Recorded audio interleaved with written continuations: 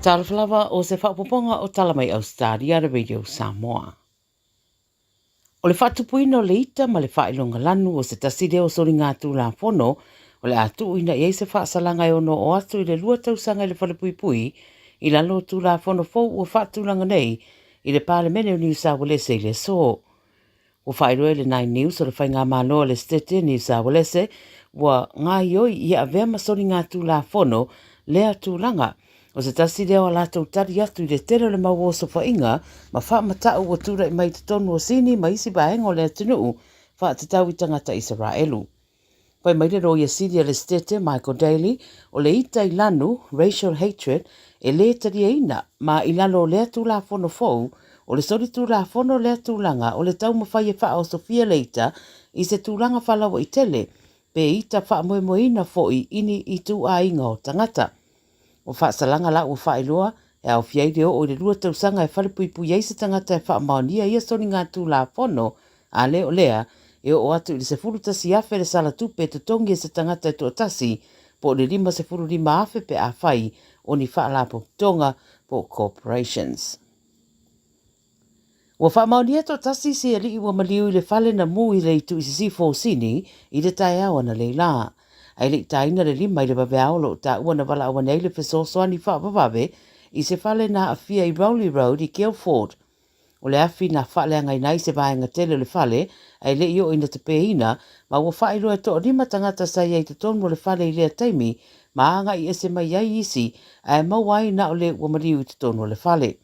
Nga tau mawhai paramedics e tonga whiti pe ta i ele i manuia tau mawhainga ma mariu ai lava, ma o lo tādia le whaamaoninga o lea tangata au wha ngā solo ai le su e ngā neo ma le tine mū i le mafua anga o le afi. Wala asiele au su e au se tālia se isi la asanga i le vave ona whaatupuina o la au toto wha o ngā aini me to tia wha saia nisi wa wha aulua ne ai mai lea au la au i a vave ai ona tupu malaula ola. Whai mai lea la taiwa, o le au su e mai le University of Queensland, o lo ofea ngai mana nei su e nga, o la tau ta ua o le whainga lea wha teknolosi, e ma whai ona ono wha o ngā ina i le rumanai, e whai ai nisi tu ai ngā ese o la autotō, ma vave fo i ona whiola. O le atu langa o le ale to e tau mana o mia i le wha talitali mosa te mi umi, wha to a fua mai la au, mai wha le lea tidi ai fo i le tu ai ngā fua e maua mai ai po le quality. O le ala malama fo ua maua le au su e, ua wha mautu i nai le wha ailonga o le University of Queensland, ma ua sa i dia nei ni ana paanga e ngāre rue wha tasi, mo le wha lau te leina o le aitu ainga me to tia fou. E eisa malienga tā ua i le vau Australia manisi atu moto le Pasifika ua wha matalaina i se ripoti le basanei, o se whai toto a tā ua tele lea, o le a wha malo si aile malo se le au unanga tau wha masinonga i lona tūlanga wha wau malo. Pai mai le 9 News o le soana nafi na saini aile marienga lea e langolango aile mafutanga i le vau au se tālia le atu Solomona ma Papua New Guinea. O le ama whai ai e wha masino mai atu motu i o le Pasifika o na maua le langolango ma la oa e wha le iai le itu ai ngā au unanga tau wha masinonga i o la tō watunu. O mele pone na saini ai lea marienga e Australia mai atu motu e lua le Pasifika, ma ua wha matala o lea marienga o se vaenga o le tau mawhainga Australia e ofo atu fesosoani wha o popo e ala i le mariri e whelangolango mai i le wha tino ina o ngā luenga wha le wha masinonga. Talamulimuli, ua walauria le whaurununga o le lakapiliki a Australia o Peter Velandis, le presidente o Amerika o Donald Trump, e awai le whaamoemoe tele le NRL i Las Vegas i le vai asofou. O le wha o atu le lakapiliki a Amerika e peo na whaia le tausanga na tenei, lea la o le a wha laulua fo i mo le lua i le nei o teimi, e tā a alo ai au e peo le Raiders, le Warriors, Panthers ma le Sharks i le talaina o le tamisanga. O le walauria la Velandis sa whaia i lunga o le polkalame le televise Fox and Friends, ma e ui e to tele manatu e le ono awa iane le presidente, pe ta i manatu nisi ia a tonu lava e ono iai lava se awa noa. O le vastad waisa awa iai le NFL Super Bowl, ma o le walauria Velandis i le tausanga na te neia o vea Joe Biden ma presidente, i le ia nga iane, a o talitari la pe ono a nga iane Trump, i le wha moe o le NRL i le tausanga rei i Amerika. Tara nā le Radio Samoa, wa fo i lau whaafonga mai I le nei salua tātou whelua fo ia tai au le teimi lava le nei I seisi whaupoponga. When you shake a radio Samoa, lua mai, washishi mai, radio Samoa, tasili mai, vatolua. Radio Samoa.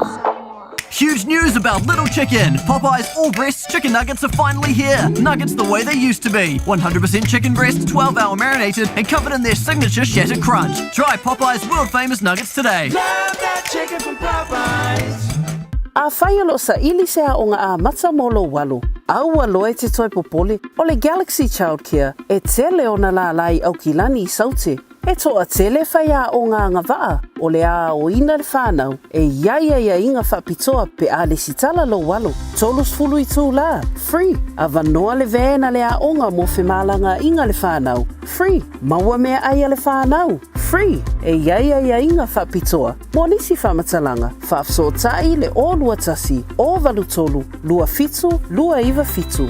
Jalo whanawao tia roa, ua te talaina neile o unanga e veni, mo whaatangwa I au ki lani New Sila. Numero tasi John Coulter Drive, I le Auckland Airport Shopping Centre. Tau whatawhatonu lava le warehouse ma le countdown. Lau whale o fula wiloa le e veni, Auckland Airport Shopping Centre. Talofa Samoa, o Ateshna Ryan, o le Licensed Immigration Advisor mo le Auckland South Immigration Consultants. E visosoani mo so se tuai ngā visa e malanga mai New Zealand po Australia. Telefoni mai nei loa I le o valu o tasi o no valu whawhitulua. Po le olua tasi o no valu whitulua tolu o. Radio Samoa. Taslima iwa tolu. Amo.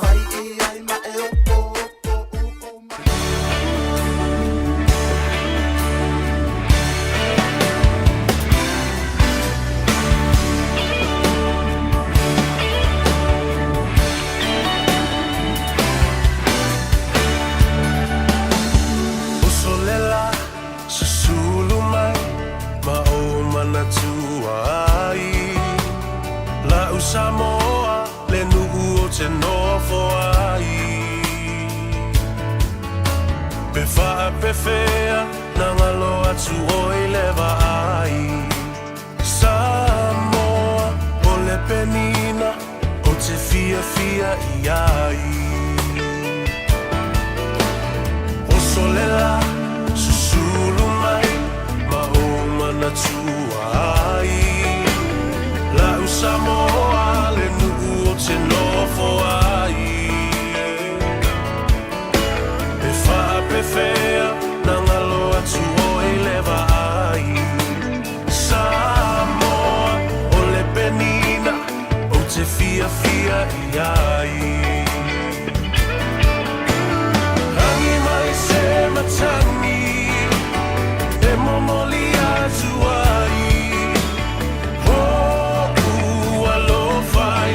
Samoa, matalasi. Angi mai se batani, e momoli atu ai. Lo ua faila Samoa, matalasi. Ja, talofa lava, fifia le nganga e hofo lofa, whawhiroa I fo I a te oe, le rei awa uli o le aso lua.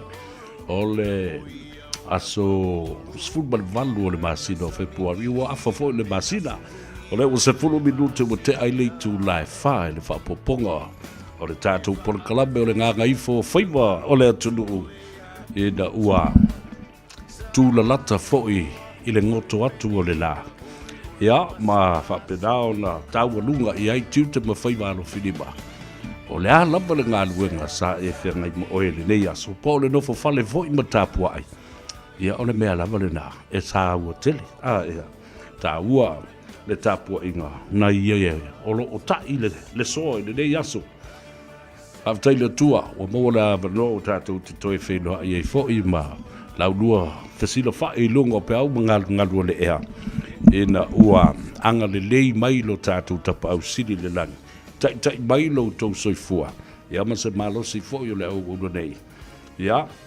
ua tātou whenua I e lumo le nu ua ele o tua le nu whenua I fo'i pu e o manu ia a ele o pu e o mala tele ai tala I manu ia ai titi mana.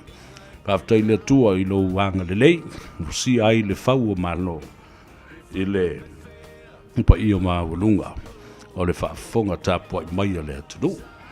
Fatalofa I le tāwhatolu, whaatulou fo I sāma whai ngā le atunu, pa I o mamalu wha le atunu, pa I o mamalu wha le malo, ia ai matua le tuu ia te utau, ia mawalunga se vi inga le atua, e momoli e ana au na pa ia, I whata whaitaulanga e fia, e le ngata, I New Zealand ia whapea nā fo I Samoa o lo o mai mō mai ai, ia matapua I mai ai o tātou ainga mo tātou tangata.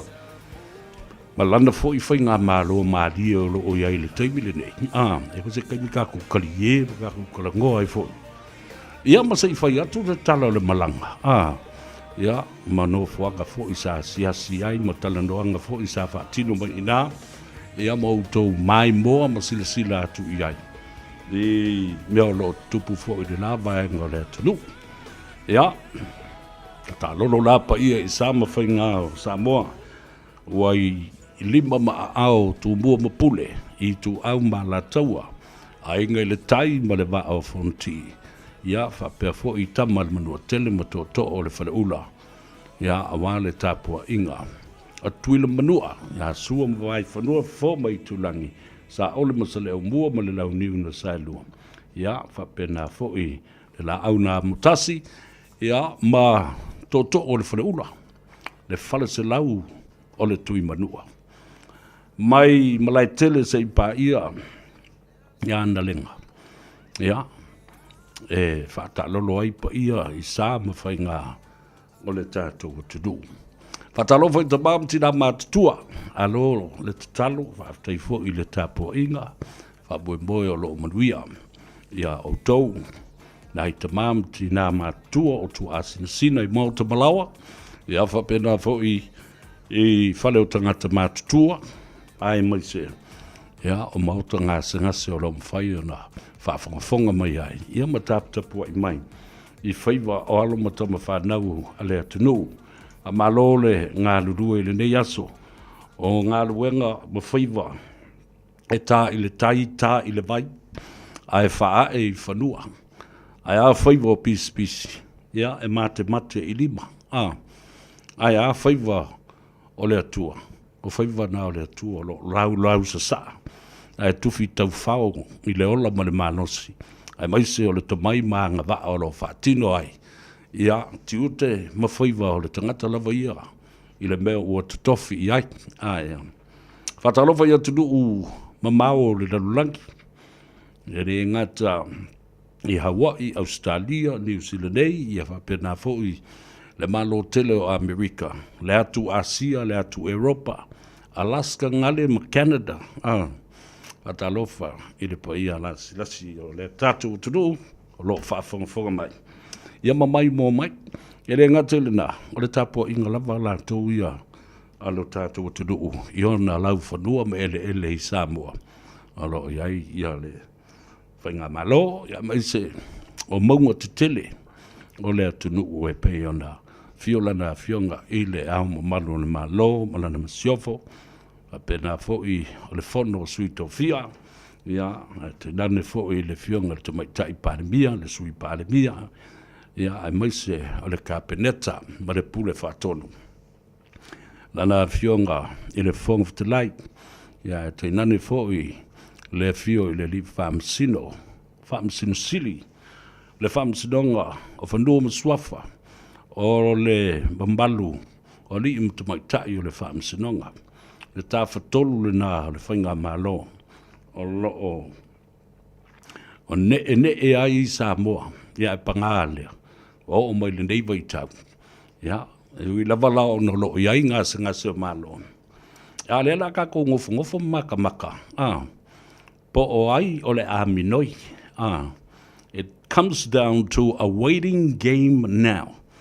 O le na, o le, tālonga fo, le whaatalitati, Talitini pu o ai e tau nuu mai I a o ai mua minoi. E le pese fo le ka mai minoi pe osoloi. Inge unga ui. Ila na. It's tebi tatu tala doa fo I. E o pufai mga se o malo e pe ona ta oto ai nei ia le tulanga. O lo ia ile tatu o tunu o lo vai le fongatia. Ele tamu whainga. E renga te le whainga malo le whatutua le tua Samoa o tas. Ai o la fo e tilo iai ia tui le epa ma le ana vaenga. Po le ale la tau move o le a whai. Ia ngai ngofu wapengi o le whomfka live mai. Tiro solo whapeni po oi minoi. But if you remember, if I may take you back 3 weeks ago, or 4 weeks actually, o foi atu ele mawhiro inga ma le fionga le whonga talai, o le mauta. Ma ia tau mai ai I a te au, le mea o le awhai. Le alai whapertangata, oika whewhe, se pomu ke le o le a pā I le aso, na usu ai le ulua I whono, a le atunu. I le nei tau sanga lua whelua sfulima. E le ima se mea ngā pā, le ai ama se mea ngā pā. A whamel whonga talai vai, o kom ka upu ia mai. Le o mana whono o le komisi o le whapāre mene. E le lo tea I nei, o I lo toi whale o au tau pāti whai. O I nā, ia kou ke o e lole ai, mai so ai le pule I le mata pule au. Tau nuu mai loa whaawasenga atu loa, ia mamata upu o le whono ma le pāre mene. E te tau o nā ngā iai. La le mele o whai. Pai sa o lawa le whongwhtelai. Ta upu le nā, leise malo si anga I a te au. O te whai ai se whai unga. Ma wha vanga no whoa. O sui ia e to ono. Ua wha tea mai I le tina matua. O le pati wha whai e wha tutua le tua Samoa o tasi. Na tupu mua whoi. Ia, wha malolo tuis whai pule e to e o. I le mauta o le wha msinonga. Ia mato e wha tonu mai ai. E toi au mai tangata ia. O le manatu la o le whongwhtelai. Ina ia awane I o ia. Ma tau valea le nfoa. I le tutuli o tangata. Ai watu toi whaatonu mai e le whaamsinonga. E toi fo I atu. Ai sea. Leanga o tangata, le o ia o lata ua ia te tau, na fili ta nganga mai. I to tonu, o fina ngalo ma le tō wha au tasia lea, nuu ma lea I tu malo, ma lea I tu malo. La le na, au te manatu ai. E te tau o na toe tangai ma toe sila I le wha malo sia o le tula whono lea. Yo, tula whono tu mau o le maunta. Ia, whapena fōi o le tautonga o le wha maodi. Ia, ia la le nā le ua tātou tū sa meme ai nei. Ia, ma tātou le lopo le almele la whai. O le tālonga lao le nofo ma le whaatalitali. Le ua tātou o nei iai. Nofo mai le parimia. Nofo atu ia le fionga le whongwhtelai. Mata I tū mai e tū la epa, ma le icha apipi ma lana vaenga. Nofo pea le sunga lauli al mare toa. Ma leisi to alua se furu. Leisi to o iwa lea o lo I le tū o fia me. O lo o iai pea. Ma mata te tele la lato le stala. Ma tū mau pea I le vaenga a lauli al mare toa. O lona winga. O le taimia se e mai ai le vaenga le nā. O na maua leo le whai numera. Lua sfuruiwa. E mawhai ai. O na wha tamo e le malo. I so na wha tū la ngana. E wha wau ai pēr le whai ngā malo. E le I tū o lauri. O le avea mampāle mia. Ia ai pau o lona. E le mawhai I le taimi le nei. Ai sea. Ona o loo nofo ai fo I le tamaita I pare mia, I le tofi pare mia. Ma vava ai po ai o seisi o le awoli ia, le sunga lauli, po o le sunga atu lepa, e mua o le whaamsidonga mawalunga. E o ea. O e ave ele mata upu le pe ona le manino mai ai. Le manino. E le manino I mafufonga o isi. Ala e manino le ia le whaito wina. Ma le wha winga ina. O le vaenga sa lau fatasi. O tula fono na teu o whainga panota lua fes fumariba. La le mea le ina wha whainga taha na whaile whaiunga. A wale ave sa o lo la. Ele tula fono. Ai mana tua foi Samoa. E o lo sisi o le vaenga lea. E ave le mata upu le tula fono. Wa le wha ma vai alo ia ilona loto fuati eifo. Le fionga le tamaitai pale mia. Pe a fai ia iso na lofa ia Samoa. Ina ia awane I toe whaata pea le pale mene. Ai toe o e whaile whainga palota. O a tupe whai e mea na. E fifi umailunga. O tu mwai matau au o le atunu u lau tele. The taxpayers' money. Ai a whai lai o. Po o mua ia I o. Se siri anga ale sunga laurian male toa. Pe mua ia I tu lepa. Wa lefa ma vai le sunga. Ile tamaitai pane mia. Ona ia wha ngā lola ia lea. Wa se ilo I wafa mre pelu. Lea le ngō le pelu lea. E ma ai umona I tu e lua. O le a whautua ina loa le ao le malo. Whata ape lo le parliament. E leo le mea le nā o lo mana o iai le sunga laurian mani to. O lo o whata li tali ma mafu fau. Ma tā lo sia. Ia o le musumusunga le anganga pa ia. Ile tamaitai pale mia. Pe a whaia yeiso na alofa. O totoe I le atunu. Ina ia aua ne I toe o ia. Le pale mene. Mana ngā luenga. Ole wha ma vai alo ia ilona loto fuati eifu. Yeah. And it sounds like, and it seems like, if she will go down and take everyone down as well.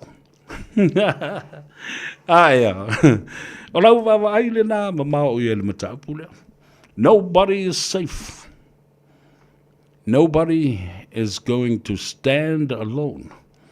If I'm going down, I'm taking the rest of Parliament down.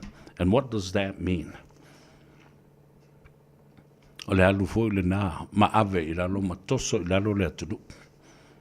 O le winganga nā upu ia tala noa tuai nei. Ea. Whatalofa bitoa I lunga o le tātou ala ata o le YouTube. Ia whapea foi le tātou ala ata o le Facebook page. O tau uma o uso matua whawhine o ta māmatina. Ia o paanga tō tino I le ngate nei o kaya le matautia. I le malanga tule I le stete o Hawaii. O se avanoa le lei. Ta mua I le avanoa. E tala noa ai I le awhionga ia ai ono kena. I ono o le sa sila mamai moa I ai I le mamalu o le atunu. Inisio mata upu sa fisilingi ai ken. E peila o le tulanga lea e winga. Ki se tasi fo yo tamali I longa le tunu usa verma senator. The retired Senator Mike Gabbard. Mike Gabbard na. Ya olona tu file le tu mai tai. Dr. Caroline Sivayana Gabbard. Lea na fasiotia. Ya matangata valeina. Olo tu ua iai le tu mai tai o palia sia figal. Mai Samoa. Na ula viloa le lei. Aua man tua lele case le nei. Ia. Ia. Eisa taimi o papai e mata upule na. Wana tu ma te taladoa ma whaasoa ma le fionga le senatoa malolo man malo. Ia Senator Mike Gabbard. Ia masa ili masa amanoa. Whai eise whaatala noanga ma le tu mai tai. lea ua ulua I tō fia nei e Donald Trump lana whainga malo. E swafa, ia Tulsi Gabbard, Congresswoman, she was also a senator from the state of Hawaii. Ia pangalea, wale mbo se ava noa mai lātou, I la ua lea, le ta māmalo nā whawhine. Ai peitai, ia ua moa le ava noa ma le fionga ia ai ono ken, ai ono stasi fwe o pa anga tō tino, ale siwa whonga o Samoa. Ma whai eise tala noanga, e winga I soifuanga tau tua, o le tama ia Senator Mike Gabbard, ia wapena fo I ma lona finil tu mai tai ia Tulsi Gabbard. Ia, ono le tulanga o le fau lava le tō whinga, o se te mai tai mua nea, o le director po le whāton sili, o le National Intelligence for the United States, o le no winga. O I le apa te lelea, po le kālone te lelea, po o le puru te lelea. O lo o iai tono whalapu putonga nei, agencies e se fulu ma le valu. Te mua le le tala whaasolupito, o le malo tele o Amerika, ua tō fia ai I ai, ia se tamaitai, a o le Samoa. Ia, o le Samoa. Mua lea I lea tofinga. I lalo la o le whaamalu lea o le National Intelligence, o lo iai I nā. Vaenga te tele nei e taua o le FBI. Tangata su e ata mamai. I me tau o su enga wha scientist. Po lea lava le sori ngā tula whone o lava e le tōsu teine tu lau whaafonga lea tunu whasioti tangata. Fe ave ia o tangata I le vā lea mōni winga mātanga po o le human trafficking. Ia o ni whauwhaunga e whaatupu se whaalavlavi I bewa mantua tangata ni. Lea na su ea le vaenga le Al-Qaeda a Osama bin Laden. Lea na nātou ta pomuina Trade Center. Fale te telefo ia I lua I Amerika, le lua whemalatas. Su e lava, maua I Afghanistan. Was tasi ram taupuna oversitting ia ile sunga ya ken. Lea la o tula I mai ia le nis ia po o le awhawhine o le tuangane. O le tamaitai o Professor Dr. Caroline Sivayana Gabbard. I le tofinga lea. E le ngana to le CIA, o le FBI, o le CIA, o le Center of Intelligence Agency, o I e o uma I ei wha matalanga wha lilo. Tu so le tātou talanoi nei, o lawa umona po e atoa mai. Le data o tātou talanoanga, o tātou texting e whai le telefoni, o tātou telefoni e whai I le telefoni wha aveai. Lawa umana wha pipi I uma mai. National Intelligence, ele o toi ai se mea toi lilo I lalo le la. Ioi. Nai nofo ai tangata I lunga. O spy, ma whaanongolongo mai le talanoa toi le atau sa vea. Nā fo I talanoa oi lau telefoni o whera iai. A lai maua le ma po e uma e tangata mea nei. E le umai le fo I lunga le ata. Le umia e whaanongo tu na whai I lau tala. A circulate nei o risi tu o le rangi le mea. Toi fo I mea I te oe. Ma tangata lo tō wainga. Ioi. O mea la your fake pages, that is only for just a little time.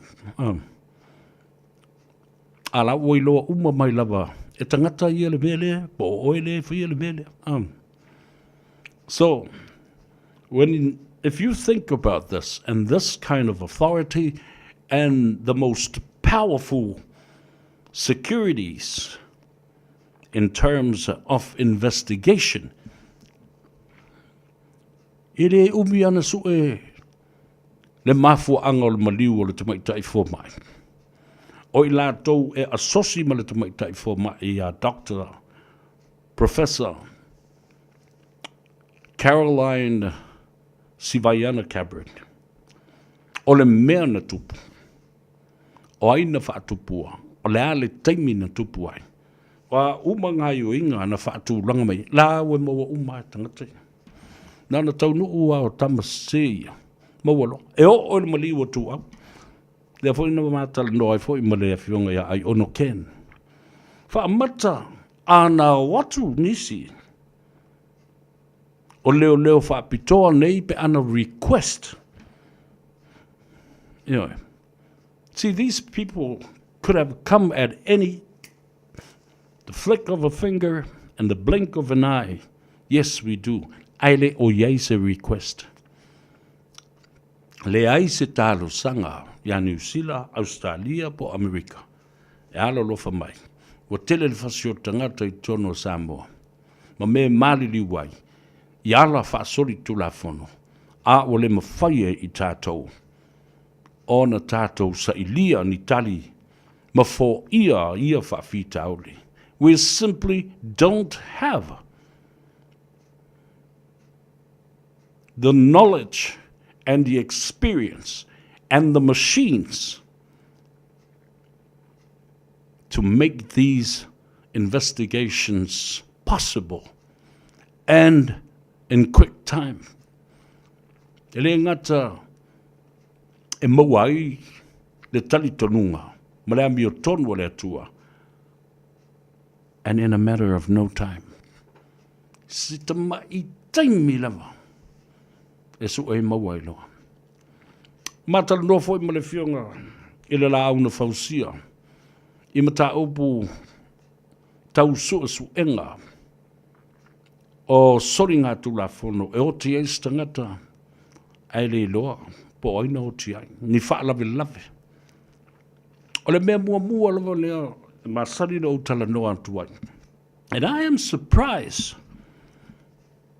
You know, I am so surprised.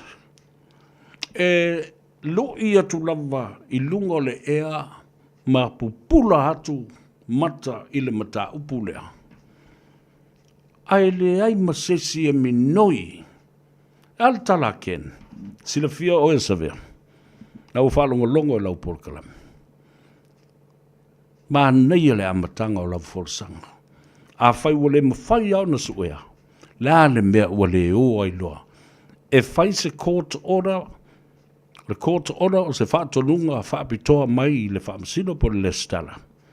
E o ai, e sa ili mai, phone data recordings. Telefoni, o le mea mua na e papai ai. Leo whaapitoa Amerika, maisi atunu. E su e mai telefoni, ma wha maunga o loo iai. I pou ia o le Digicel, whapena foi, ma le Vodafone I tono Samoa.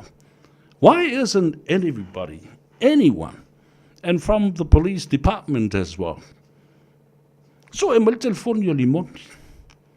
So e mai ma wha maunga o loo iai. Ma le taimi, awa e mawai ma le taimi. Na whao ngā ai le telefoni. Mawai ma le sota inga a oi. Ma le si tangata o loo masalomia. Mawai ma le no whanga sa e tūtū ai. Ma le mea na tupu ai le whaalavilave. Na masa ai le toto le tamititi le o tu au. So why hasn't anybody picked up on that beautiful, special lead? The reason why, nelo ta wotu lava, e mumusu e whai. E mumusu. Rei asesi o tau ilo na mahafu, la tau te sila fia lelei. Ana ua oe au mai records now. Ia whai nei ala la utala, e prove ai le mea lea. Nei lewa nei e tula po wa 5 tausanga talu ai na mali wai se li I skulati I West Auckland. Iwa, ai na fia ai, ia lo nephew le mata upulea. Na mua lava su e telefoni. Telefoni i tangata. O le mea tonu wale na tupu e whala wala na fasiotia e se tangata le skulati. E tu e fo i le pou telefoni. Le tau lea pe o se satelite lea a e tango e vilis tangata. Pas fata te inga. Wea vai me le pou le tua tui tua ole. Le tua tua o le atau. E alu le signal nga i o le mea la sto aila ia leo lau numera. Fa ato a le wane ai le fe au i le tangata le te vili ai. Tau mai fole ina le mea le tu ai o e lea te vili le tangata lea. O fea lae tali mai le tangata lea o. O le case la lea na maliwai le skulati lea. Na au mai umai lalo data sheets and phone records and times and days o aso mataimi. Mana tua la e alo le signal le lunga a lewa place o i le mele te tala no ai. Le no fuanga todo lava le te iai. Na mai uma mena. Sa wai phone records a lo nephew sa masalombia le mata upula. Asa wina. Sa wai ma phone records ale tangata lea na po e leo. Ele aise e masani a ele aise fesota inga ile mata upulea. E oi Texas. E blo lomi a toa mai lava Texas. A ole pole.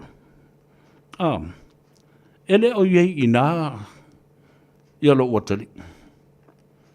E ese e masani li tangata lea na tupu ele whalawilave. Lea na whaatopua al whalawilave. Ai le whaitau alo ia ma leo. Ele iai lava se text wasau i lo watali, i lo nephew. E alua nga i le tangata lea na tupu ele whalawilave. Mfasiotia le. E masani e wo. Na mawole leia ina. 5 years ago. E o maltemi nei lai whalpui. Ia le na tangata na tupu ele whalawilave. E lei a toa se lua masina na sa ilia ia leo. Phone records here. So you see, there are people that are very scared because you can't erase the records of these recordings and these data. Ele mawhai. E ise poto e mawhai na e au mai le recording na. Ona print out o mala ia lea. Iu. Ona auto silsila la Samoa le mata upulea. Na toe talanoa mai lava le o loo laumanu ia le ngoa. I lana wha talanoanga. Mai oi petesa. Na laumanu ia mai lava le amatanga. Le ngoa le tangata lea. E o mai lava le taimile nei. Ele o ale o leo sue. Ma mai le telefoni. Na o le telefoni a Sam le wafe. Aina toe tau lava e limoni. O ia, ele masani a Sam. Na te le iwa aifo i mua i lea tangata. Pei tai i eile tangata na sau i lo fale. Yeah, does that sound familiar to you? Ele tangata na sau lo fale. Tau la ia tala noa mai e te au le mata upu lea le maliwa tu. Au o fatu e shh. Ale fafu mlo fale. Alu e tau la mata upu na i leo. Ai tei. Wahalu le tangata text mai. Lea e wha mao nia i mātala noanga e langa le i wha mau maunga. You see then. O i nā tonua, that's another new lead. And that is a reason. Mase mafu anga e talawhenga iai. Le so o te whoni lea. Datas nei, ma records nei. E ma whai ana ave print out uma mai mea na. E a whai au tato wo sa ili le. Le mi o tonu le atua. Tā ua le nao le mātanoanga lea. Ma le fionga ia ai ono. La le tala ai ono. Sao le leo esa ve. Ana ua whai le mea le nao. Le matanga buenga o leo leo. Pea watu ni tangata ata ma mai lātou te mwhai. Ona lātou extract le winga le upu le nā. e mawhai o na latu o maia na numero telefoni, print out the data phone records o na whai tau a tola ia lea. No to sisila la ia lea. O le matua i to a tele o tangata. O le a whai loa mai e phone datas nei. I ngoa ma numero telefoni, ma whea na sa wele kōr i lea taimi o le ao, ma le pō, le fiafi, le vawe ao. Le aso ma le taimi ma le mea na e tūtū wai. O tau se sila la iei samu. That's how beautiful the information is. But no one is listening. But I'm telling you, they're listening, but no one wants to hear. And no one wants to use that information as a lead from a senior journalist and broadcaster. You know, Alvasilina, Aisea. Lono winga lai le whamtalanga limon. I le alu leo Samuelu. Ai alu toi text mai. Whawhena I loa e limoni. O le numera lea Sam. Lea wau. Le sa welfe au lea. A le fasiri, na whawhewhea nei loa e Samuelu. Le telefoni a le rifai pule. How? So you see, e le tai moe le mata upule nei. E le tai moe le mata upule nei. Leanga o lea lava e anga I pe iluma, ona o le mata upulea. It was the original problematic issue and reason why this whole political turmoil and political crisis is happening in Samoa. E taui le tua le tangata.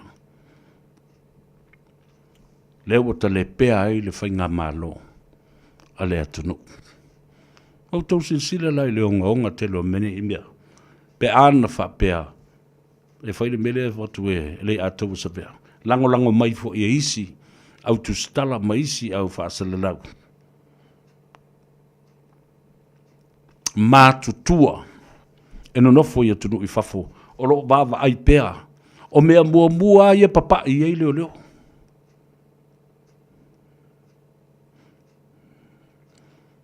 Ia. Mea mua lava leia. Oka. Au te matua I o wafo. Toi sawe loa lea mana matenga I tua. Ma le masa lo salonga. Allegedly allegations and the connection between three people. O le so o tanga, wha le ainga. E le ngata I le o lo o laumanu ia ma masalomia le mata upule nei. Whapena fo'i ma se tasi o minista. Ia whapena fo'i ma le fionga le tamaita I palemia. Allegedly. Ma salomianga. Le mate. O le matenga le na. A whaila, o le sile tule mai. A whaila o le ua masalo salo le atunu. Samoa no nofo I Samoa, Samoa no nofo I New Zealand, Samoa no nofo I Hawaii, Amerika, ma Australia, ma le lalulangi atoa. Wa te tau la o na whai iai. Se fuafuanga. Mai nā mata mai. And this thing could have been an unintentional accident. A pure accident. O se whaalave e le I mawhauwhauina. Whaingofia, ai le whaingofia langa ua otil tangata. Let's foi soli tu la fono. O le laveo le tangata didn't stand and stop to offer assistance. Ta tau nau e awe tamal whanmai. E mumus. Wai maua mau teiteia ina li po te leo leo. O ina mōli atua tangata. Tangata na mōli atua tamal whanmai. Ai a mō foi. E mā se sala. Ai o le ale mea ua la lafi ai tangata. Ai se a ua la lafi ai ma le maua. Ne wha maoni. Ma le tautonga o le wha maoni. Ai se a. Nā le ua tupu tonu ai ane mea i. Ua fefe le wa ainga le tangata. Fefe i upo e la lafo, ma la lafo i le tunu.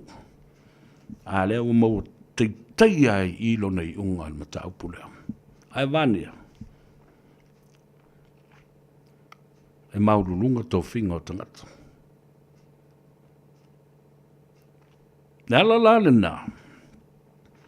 E le alai no whina o tu pēa uia. Whai pēa le mea mea tonu. A wani i tāo fia e le minsta. Po le komisina. Po la nā fionga le tamai tai pāne mia. Le au wala sa ili ai la mea tonu. Au maini leo mai fafu. Lan mea lo utupu.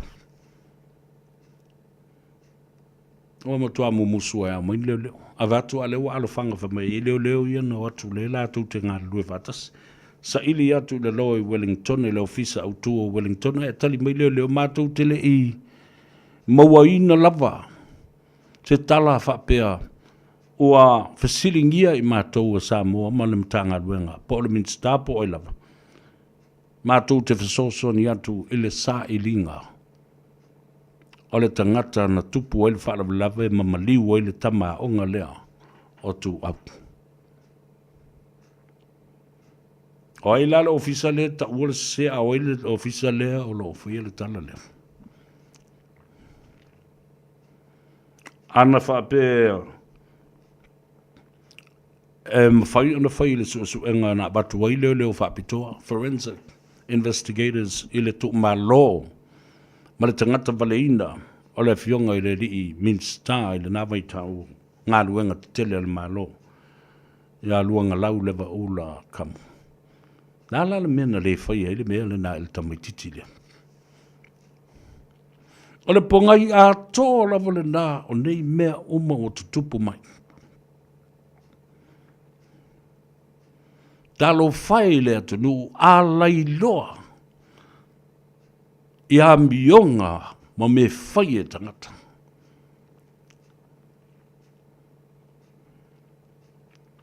These people think that they are untouchables.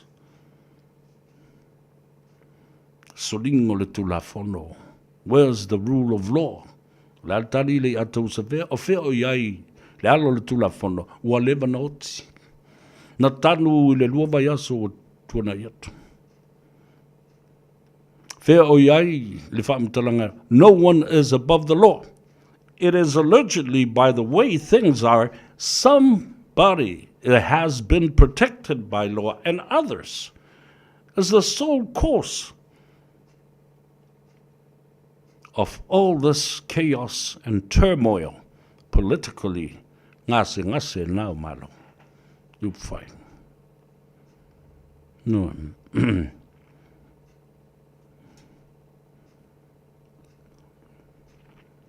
Ono toe mafau ila ile. Ina mta upu lava le nei o le article tasi fatas. Nā lava manino le interpretation. A ola ua tau mawhai fo nisi e mimilo. E mai nisi tu la fono. E pui ai le tu la fono lea. A leo a fia le tangata.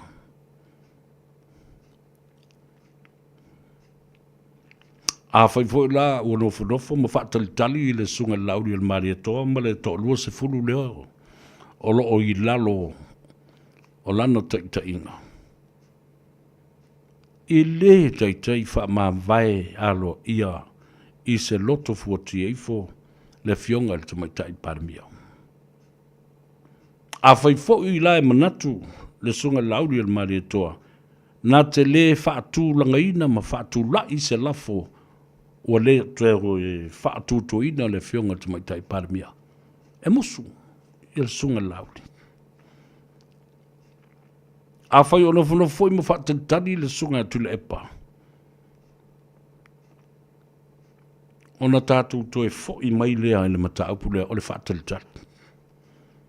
Somebody make a move right now. Ele mawhai o nau tau nofo ai whapena. Ma whaatantani au tau tongi, te tele. Ai toa a toa ma taupu le tunu. Ma tangata lau tele. Mo i nai, mo alawa tutongi o tangata whainga ruenga.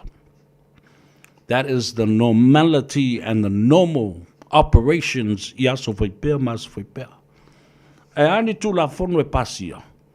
Mo le mwhai ona to e pasia. Le mwhai ona to e teu teu. Mea te tele na. Le tala noa tuai. Mea te tele na.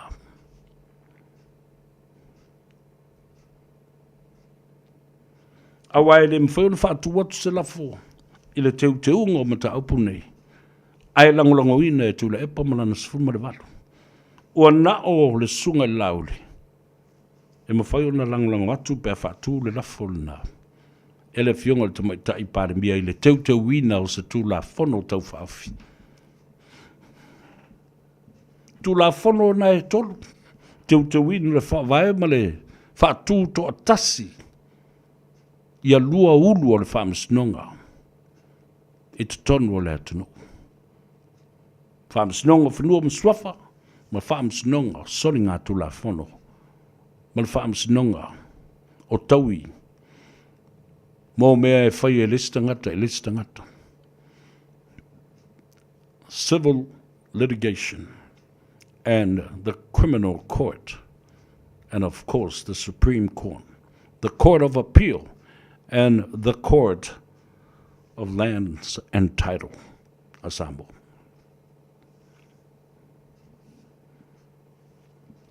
La le mea leona umi. Mata tonu. Na ona minoia tuau la uli. E awan mata aupu le whaamsinonga ia whaawinga mai le mata aupu se lau whaatasi. Se ilo i whafo e le pale mia ma le pelu. Whaatau ma ai ona i tū mai lua. Advise the head of states dissolve parliament. Umar case.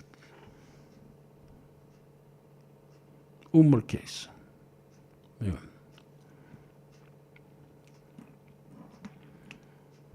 Na sauno mai ia le whionga ia ai ono. Kena ai ono o stasi fo i sui o le tātou Radio Samoa, ma Samoa Multimedia i Hawaii ma Amerika. Ne i eise masalo salonga fo i le whape li liu mailita mai tai o Tulsi Gabbard, le whaton sili o su enga, ma to mai whanei o na poe pui ai le saunga le mu o le malo tele o Amerika. Ma le su enga o ni whainga whaasoli tu la fono wa umai le oros tangata, po le whasio tangata, po le whaana velave na oti es tangata. E le tātia ese ngā luenga le tamaitai. O Tulsi Gabbard, mō le tautuaina o le malo o Amerika. Ai le liu mai whaile suenga o le tangata na oti eilo na anti. So the new Director of Intelligence, Tulsi Gabbard, will not use authority or reprioritize her responsibilities to the national security of the United States of America. Yeah. Se ivanga na, ua request, pa ua talo sanga ma le whaalwalo. E te tau ona yeise su enga le mea. Wa tonu Samoa. Many names were popped up Ma o le tala fo i le nama le taunu unga o su enga o tama lea o tu au. Oka ni data sheets o le a sau nei fafo.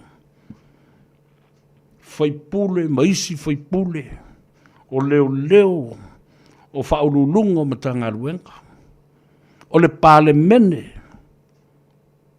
Data sheets umana. So stangata lava, na vili e tangata le ma taxi ai le pole na tupu el whaalabi, e sau uma I fafo ingoa. Pretty scary, yeah. And that's why people are scared of doing this exercise. But try it. Yo, nale fatway. Nga fo tātou te wō mamai ma Israelu. Israelu is one of the greatest country in the world when it comes to technology of today's finest. Technology and information. Numero tasi. Israelu le lalulangi ile sa ilinga. O mea whaaufiufi. Fasioti ngata ngata. A mana ofo Israelu e turi amantua lena tau whaafonga tune iai. What toru generals, war generals, Iran, ai Kupito, ma o I Gaza Strip. Tuli lava ele drone a Israelu, whana ilo na whali. Pomu ilo na ta'wali. And that's why I'm asking the government through my brother, the Minister of Police, and also my other brother, the Commissioner of Police, Opau and Fao Harry Schuster. Seek help. Seek help from outside of Samoa. Forensic investigators. While it is a unit to reconstruct the whole environment, the whole site where the accident happened. Talo fatu, ilungo le tātou apia fōringa. Alolo se fumanuia lau sunga tu le epa, o le mōwhoi se amanoa tā te whasota iai, whaatonu o le Porkalambe, le alaata ma le leitio, o le taia o fau, o le siu fonga o le taia o fau, I California I Amerika, ma lo tele, Talo fatu ale me mau, moni au, o loo sila fonga o le atua, e leise me lilo ilana silfa. Amelia whaamwana, Talo fatu I le whailautusi o le tātou vasenga tusi, alo le soifumanuia, o le sunga ia tavita sui whatau, talofa Dave malo le soifumanuia, whamumoelo o manuia oe, ma le whalitua, ia whapefo I le nofalo, ma le aingari. Ai mai se ai, o le wala aupa ia le atua sa whengai, ma oe le uso, ia ma le whalitua. Lau sunga tavita sui whatau, ia whapefo I le tua whawhine sa tausiali I le sunga ia tavita hunt ua whai ilangi le wholaunga a whamanawa I le atua ana ngā ruenga I le vai asu na sei me vai today o tau vāti me ala inu ese ta alofa lava ma lolo sui whamanuia o lono winga la tavita sui whatau o lea ua toe malanga atu ia loutou ainga I Sydney, Australia, ia whaftai o nā o tau nu o manmanuia.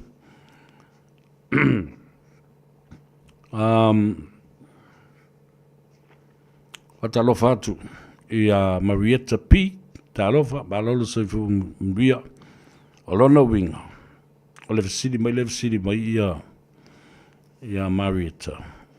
I oe, o le nā ua Ua tuso le teimi le nei o le whainga malo, le masani on tātou tala no so o iai. E le mea o le ulu ma le iu, po le siusi.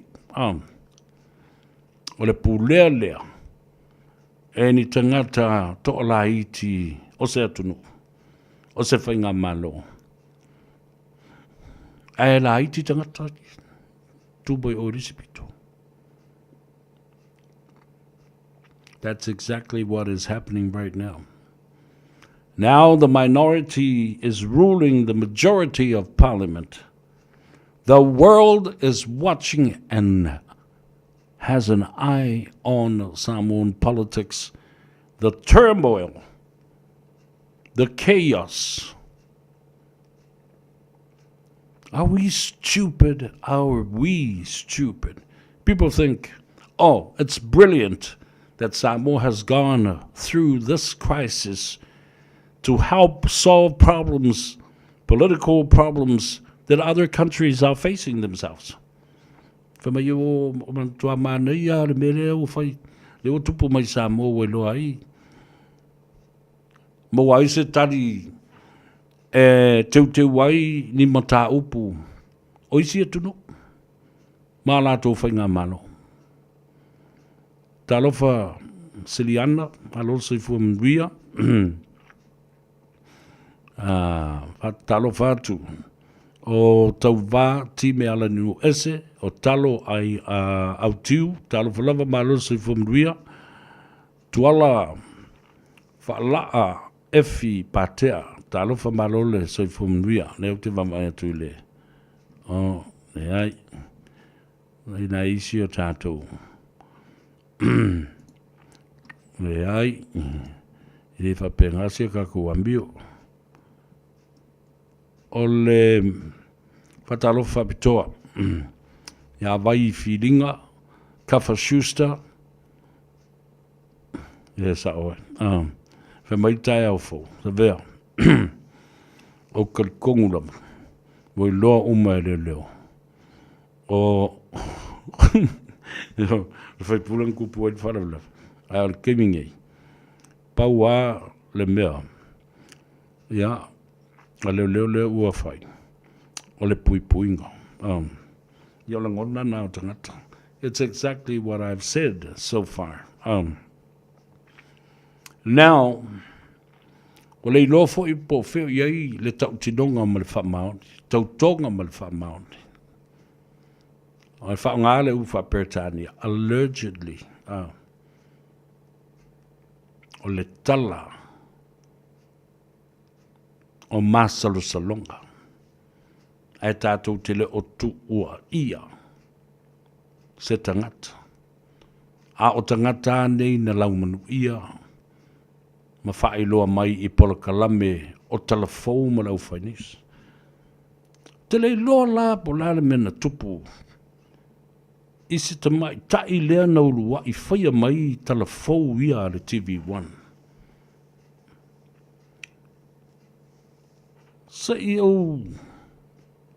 Sa i lia. Pe moni ele i lewa o na au maia ele tamai tai ia tala. Ai whaalongo wa uma fo ilo na ola. O te whia sa i lia le mea tonu na tupu lea tamai tai. Po o ni tala fo i salatua e au mai e le matangi. Mafisiringi ai. Le mafuanga o se mena tupu lea ta maitai. Mai lau whalongolongo te fo. O le telo tangata na awhia i mea nei ai maise leo ti o tama leo. E le na o tu au leo ua maliu wai. Wa tele tangata. A awhia le mata upulu nei. E me o tutupu ia i lato. Pe ai sea. Pe o tangata nei, they knew too much about the case. Nene nā. E sa oi kafa, mumusu e whai lea ngai maua. E kōkele maua i le mea. O lia ina, le moa, tusa lau fou manuo, patalo fatu. Yes, of course, they know it. They all know about it, but they don't want to do it because they will find the cause of Tuau and who caused the accidental death of Tuau. Erwandi, talofa Erwandi,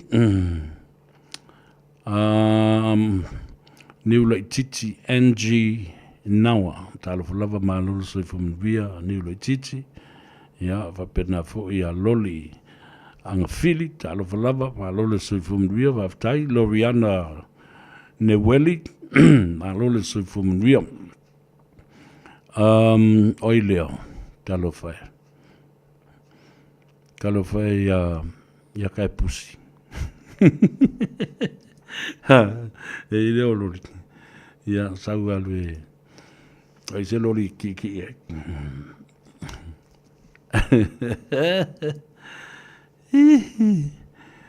Ya lena. O Maria Tapi, talofa lava. Le fionga e tongia. Ia po le fionga fo i le totoali. Tofilau le aonga upu ma lole soifo manuia tina, we moe lo manuia fo oe male a inga, ina i Perth, Western Australia, ia po oa e toi malanga mai fo i le atunu nei, e mana ilu nufnu fo i nasa i umalele sama, si umale winter. Pele nise o so vale talo falava ma lole soifo manuia, ia, va pea fo ia Nora Swoga. Lui kun wa yu, talo falava. Alo le soifo manuia, va tai fo i talo ua, toi fo i mai ai mele manuia. Ia, ono maua pea, le soifua lau le lei ino sia fatumiti. Talo falava va lole soifo manuia. O ake fio sue. Watching you from Tacoma, Washington. My God, bless. Ya, manuia foi. O Kasiano, Sanele, talo falava malolo soifo manuia, vaftai Amosa, o Julius Lofi, alole, ngā lue. Ya lena. O le malia ia i le asiasia tu foi. I le stete o Hawaii. I le matautia, o le taunga le soifuanga. E le ngata i le tonga tau le soifuanga. Sau whatala no ina nisi to i ina. O to ina papalangi, to ina meuli, to ina afasaina, afa wai, afa sapani. Le mafu anga wa lai ona no nofo ma momoi lalo whapulo lou o lalo o matawhanga, lalo niu, o lalo pulu, o ulu.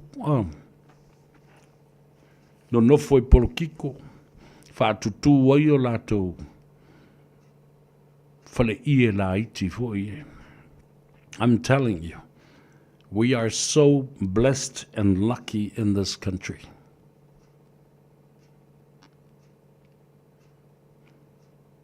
Le whaamrianga le tua, ele o Aotearoa le nei atunu. Wa avea mo tātou a inga lona lua. Ion. Lata i o tātou lau whanua i Samoa. E tele le tau mafa, e mo i ua taunga tā le tau mafa. Taunga tā le soifuanga. Ele e ni bevesi, mani misa, mani mea whapena, ni taua, mani whewai inga. The stability of this country that we now called our second home, we are being blessed. Ae tutilo i le malo tele. Uncle Sam. Le wa Uncle Jump. Taunga tā le soifuanga i Amerika. E o lava i tau mafu. Vai mea momoe ai tangata. Tangata na o si te mai fasi solo lava po se ia afu. A umana mo I fofola mo I ona toi alula I le mata ai pe aluma puru o koe ai ngā. E mingo whakasi uma lava tu risi mo tangata ese mai vaenga e fio le lororang. Ia mala au le ka ele ia ngare o ka ele sam koe mai koe koe puru mai la ko ia afunga e ka kiki ai fo la o le puru. O whatal noanga mai sito ina. Tangata na alu lo lātou soifua au auna matautua a o tupulanga talavau. I le fita, le military, le army, le navy, le air force, le national guard. Iwa. A ua le o toe amana ia. E le tele o whainga malo o tuana iatu. O le ai ni mea no whai. Nā mata mai le vai taimi o Donald Trump. Me. Oisi sa tautua i le ambi ma le militari. Ua mai uma. E Hawaii ma ua no whai no whanga whaitele ia. Wa lātou te iloa. Ai ei tangata e alo lofa ia I lātou. Ma lima whai. Ma mawai. A lātou mea ai le ala. O whatu. Why aren't you on a veteran's benefit? Mea, I don't know. But awa e alu e te apalai. But I don't know the office, eh? Talo whai. Au whatu ale ai se no whanga au tū e anga I uma iai o tau ia sa hoi le tau awa. Ua malo lo mai manu malo. O to tele lava lau tangata ma to ina ma o talano iai. O matua I ofa o lato mafofau. O maua I me o ngase le mafofau. Nā sisila I le sto ina malisi o le matua. E a ai mai lava e maulu I tono lapisi.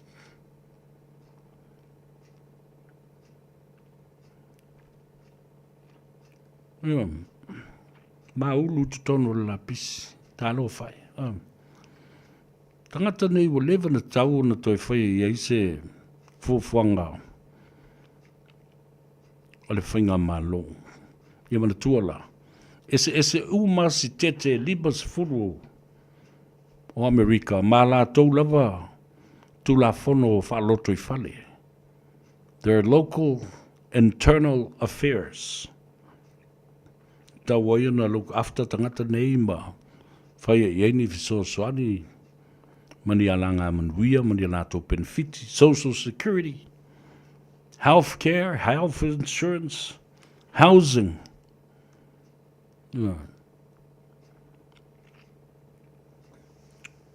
Talo fatu le to tele le mamalu o Samoa sa tātou wheloai. Le nu le sunga kapineta tavana, tafiti. Ia whapena fōi le lo le au whenga ruenga I le nuu o Samoa I la ie. Whaftai atu I lo o tua whine ia I mona poe la ulu hukam. Ia whapena fōi Ashabond. Ia whapea fōi lo tātou tina pele ia anti whaalawe lave afa masanga poe la ulu. Mana ia le tātal noanga. Ivas fulman fitu tau sanga le matua. Masalo le astonai. O le a tātu wai ia mawhaali atu ai fōi inisi o videos mawhaatal noanga sa whaia. Mawhailo inga fōi ma le tō tele o le mamalu o Samoa.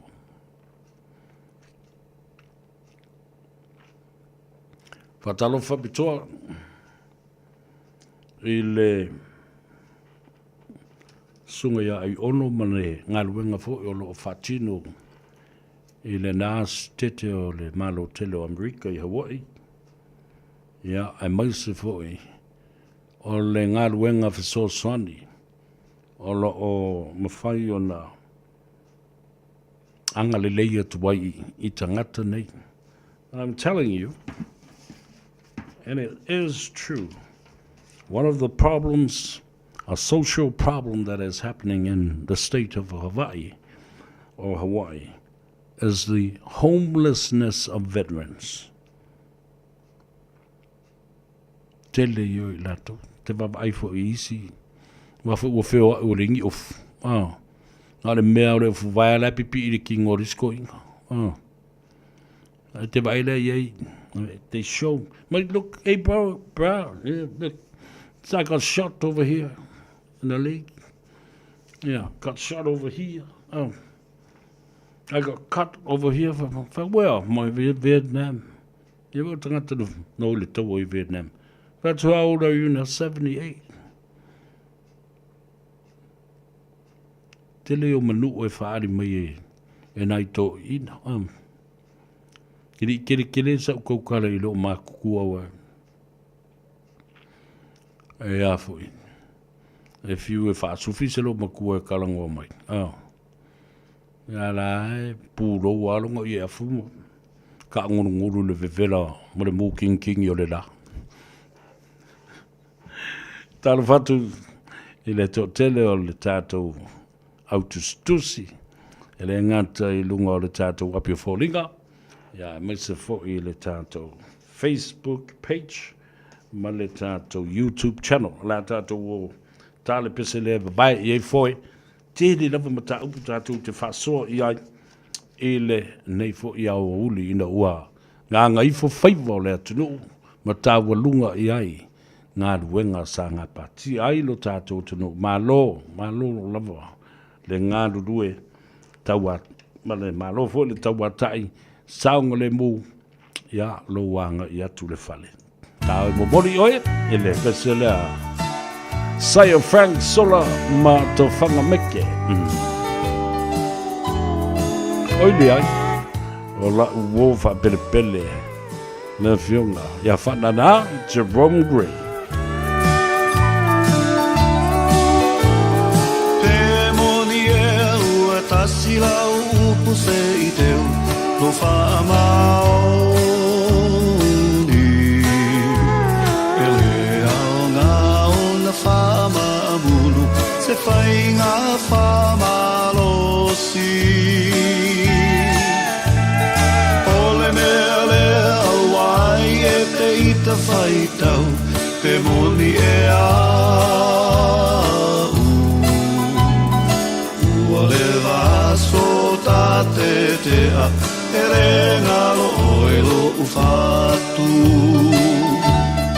E moni ea Ua sui lo loto O si a utao mate Aere mai loa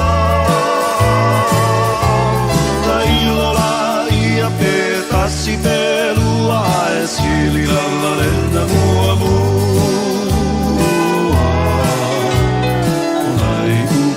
o te whai atu ai Pia pe moni e ua tasi Pe moni e ua tasi lo loto se ino foi tamale whaao Aua o whainga sa masani ai I aso ia ua tuanai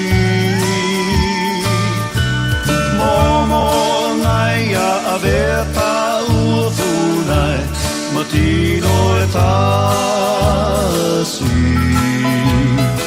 Ona e tali tonu ai rolea O italala mole lumanai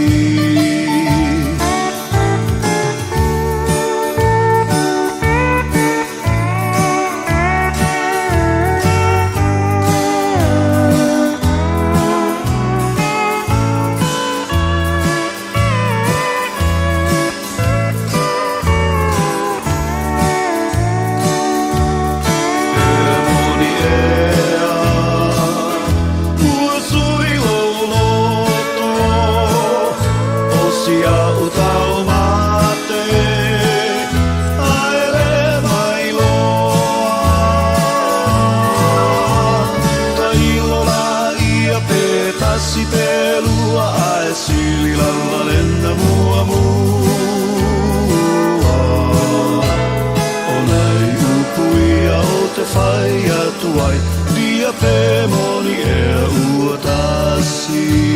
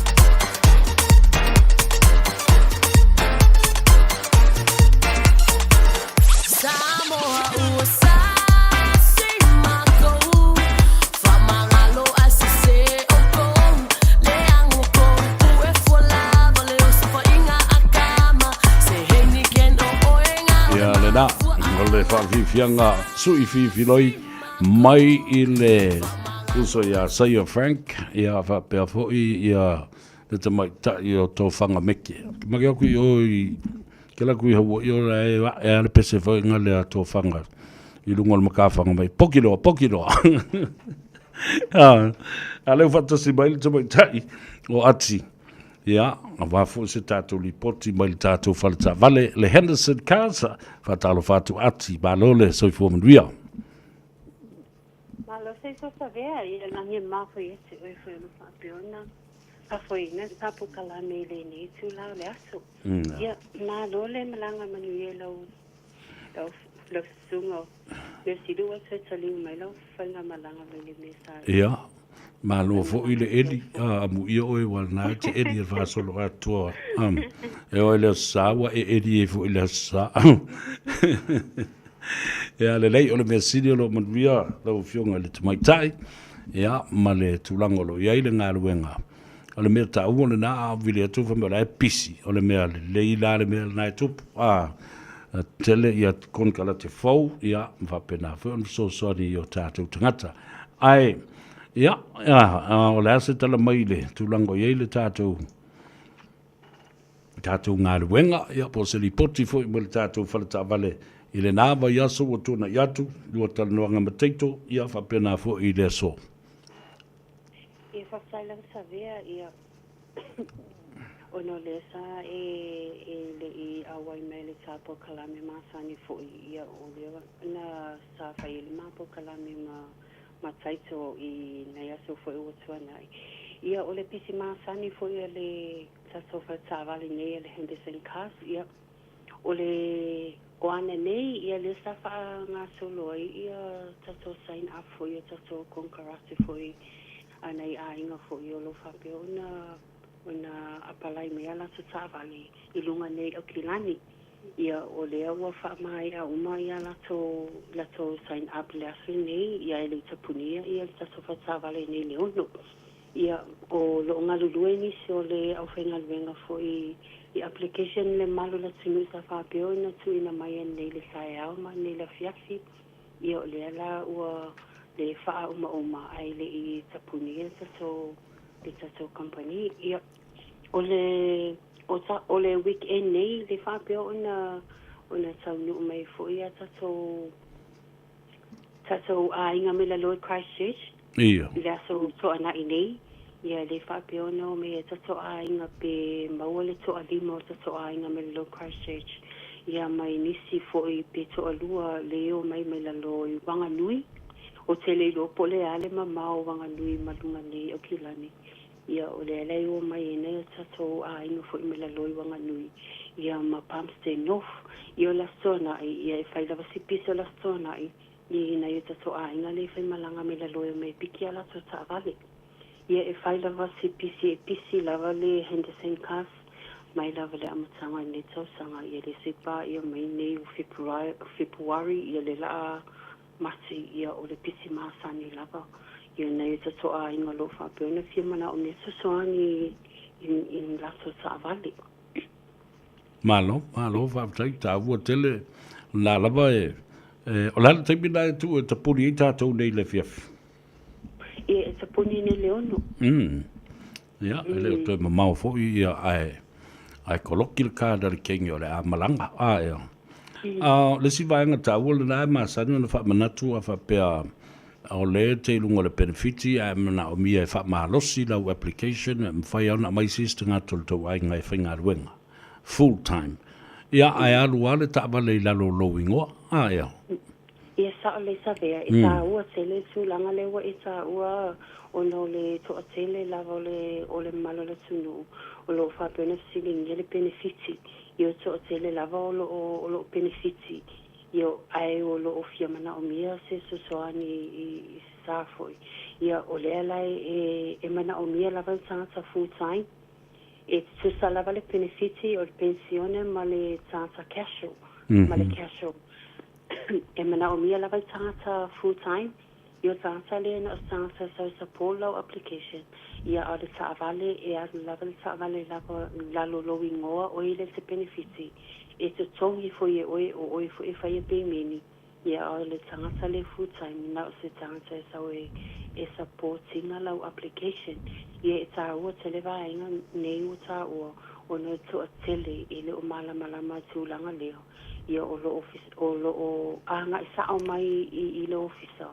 ia o lo o mai ia o tu wha mamlama tuai ia tu I alu lava le teimi tu I alu le teimi ia e ta te alo fai fo I le o mai sa o I pula le mamau ia o ise o mai west ia te alo fai le mamau le me o mai ai a maua mai la le tapo kalami ia ua mana ia tele e whaamamla matua I ala tau ai le ia ngai mai I le ofisa. Ia, malo whaatai o le nā fo I li poti au mai ia o le tau te whaafonga mai. Te puni le tātou Henderson Cars malona loto ai le tau leono le fia nei ia ai o le a watu le tātou telefoni ma le tuatusi te wala au mai ai ia mawhasiri ati ia sosoni atu I lau mawhauwhau. Ati a mai tā telefoni ma tā tuatus. Ia o ai lava o fia mana o nese soani fia apalai se ta avale ia o pala au mai au o ati I pala au male numera o vale se lau fita sasi. Ia o le au nanga le Henderson Cars e mai le iwa le tae au se ia pa ia le sputasi po o le sputasi po ia le fatoa tapuni le tato media fatoa malolo ai le tato le maso officiale fapeona whaingaluenga le po ia I fatoa malolo ia le sputasi ia o ai lava I fia palai me le taimile o le po ia o lo tatala pele maso Facebook page ia sen uma mai o documents po details e mana o mea mo lo palai ia pese susa o mai foi I le mato fale sa vale le mato tua su sasi ba fa Kevin Drive I papa tu e manukau ia male mato numero telefoni nau fa ino atu o le oval salau fitsa sasi pa sai lava sa ve mo le vano ia tu filoa I foi sai le sita po kalami laso pe mo ile festa po kalami laso tai au pole yes oi aso ta ule so tofi ia so tofi ta ia malas for really ia malas tona ngala ke le aso ka fakasi ia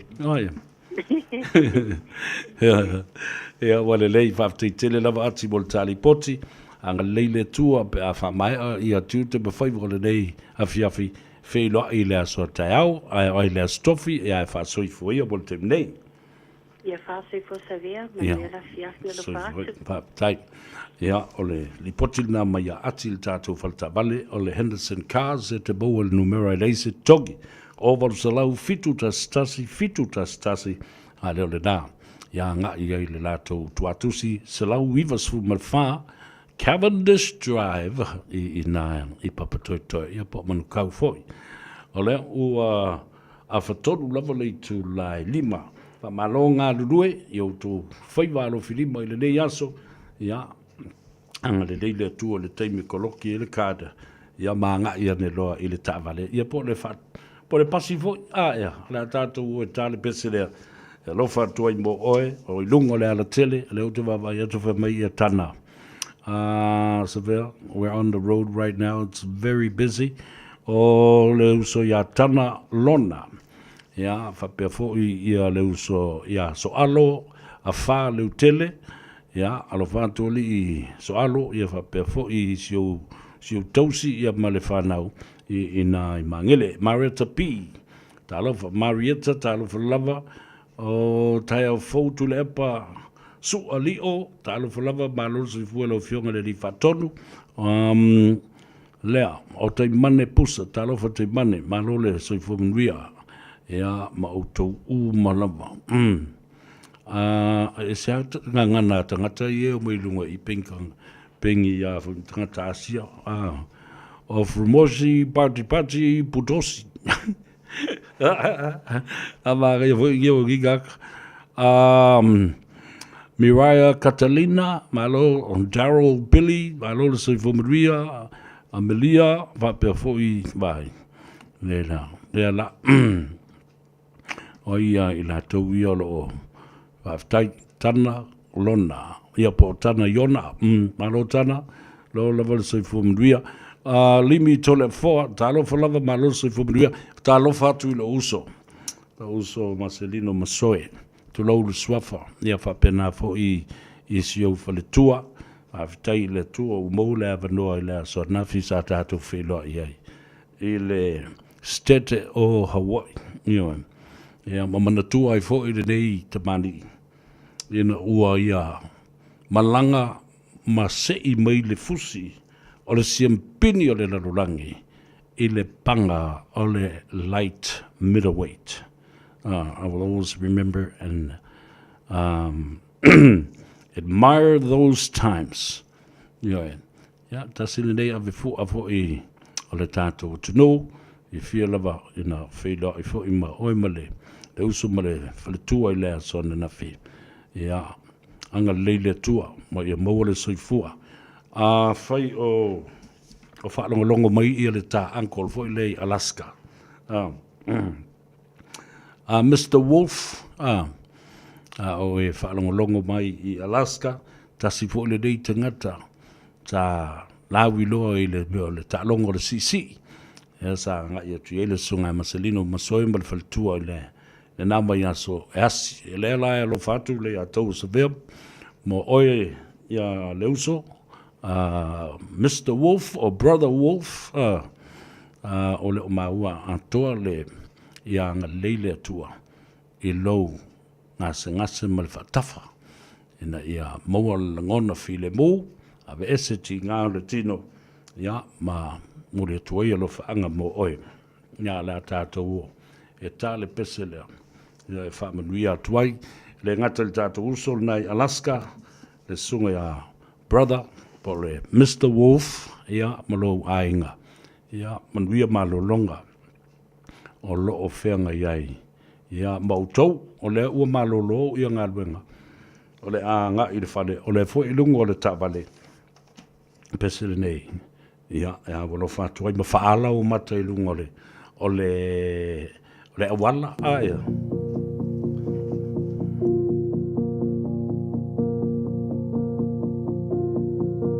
Oa ea malo ulu pe a vale se sunga ea fai mai pe moni wa o ta fe e tele lava o taimi o te vaiva iai pata usu I le vai fa amanga lo mai e poto le tautai iai o taimi e se ai e moni e tele fetu aina o lo fatu o e lo no yeta fa atasi fa amamau o a o e mo a o le alo fa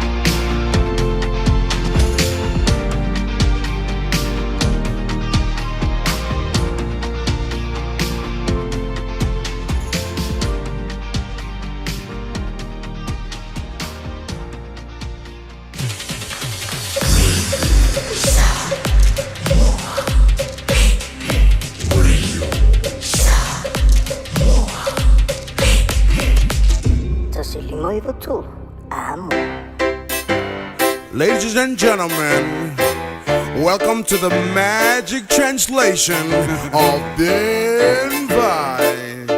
Welcome to my island. Yo, check 1, 2, 3. Bye. Sing along. Come on, kids. Yeah, yeah.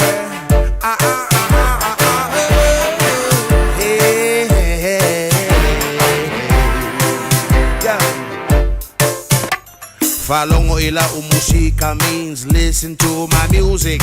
Ule lava oi means however you choose it. Don't worry. It only cost 40 tala people. Savali valley means go for a walk. Come here. Taul tala tala means too much talk. But don't worry. Don't you worry means I went up a bullet. That's right. Come on, kids, one more time. Right there.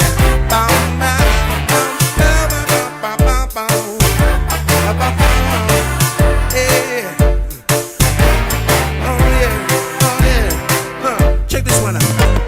Omumu kele kanga kaile suinga ole awala. Do afe mase fulo o malie kele okangaka. Wila epa. My favorite prime minister.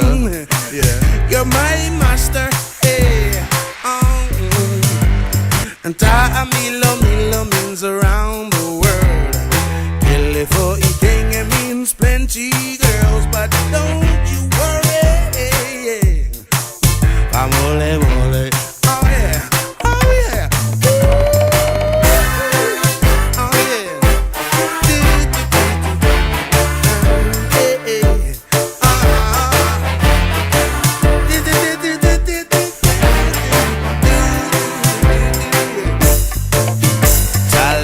Ilo ulima means talk to the hand.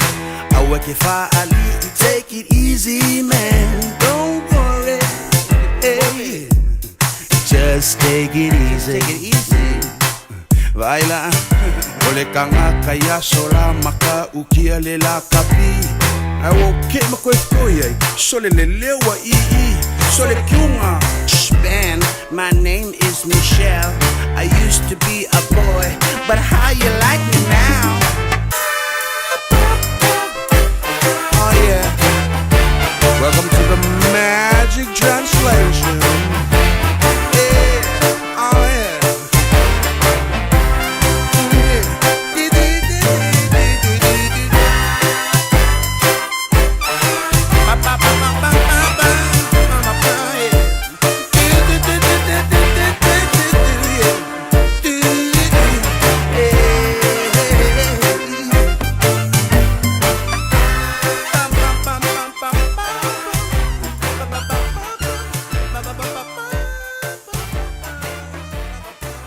Ua na ole Radio Samoa se furulima iwa toru a mo e tautuaina o e ilaungangana fitu aso le vai aso.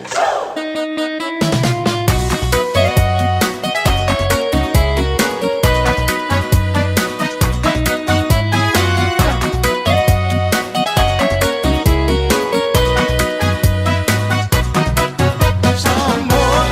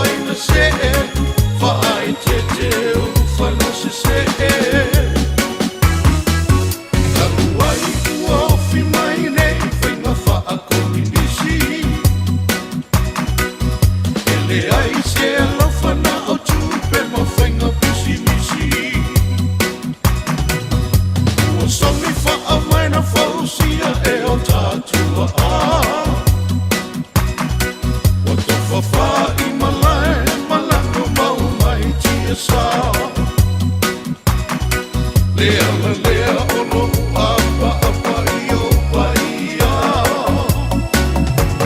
Tumua e mapule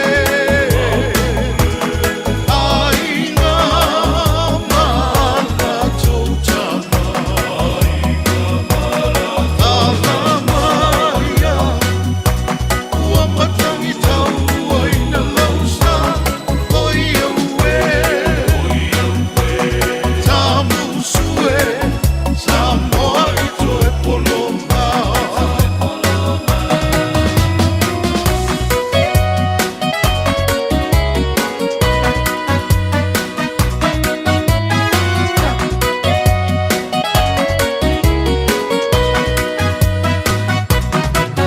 Samoa e sia ua tunu upelei mea manga.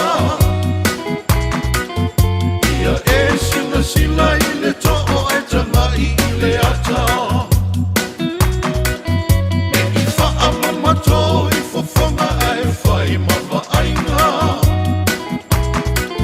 Te le atu nuku o le lano langi ua pule ai saina.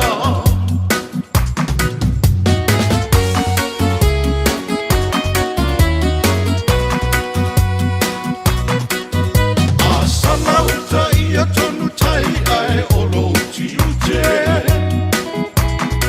Le pā ua whau salata na whau a solo le whanute. Me a le whaatasi le atua a o e tau tai. E mata la fua e leo leo ina le ai. Me i whaasase ina i le whelanua i o mea e tele. Ai ale ma whai o na tutongi ua awe o tā ele ele. O nai au mea sina o le tā tofi mai le atua.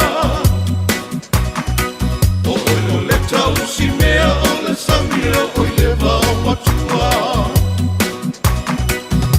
Ainga manu uma aua e te whaatala noa. Ma ai mamao i nai whanau. Ma tukulanga lalo waoa. Maulo wale malau a soa me i motu sia. Ta te mativa whesanga i ai te te o la fia fia. Wa mana tua o mea uma e i lele o ni auroia. Tumua e mapule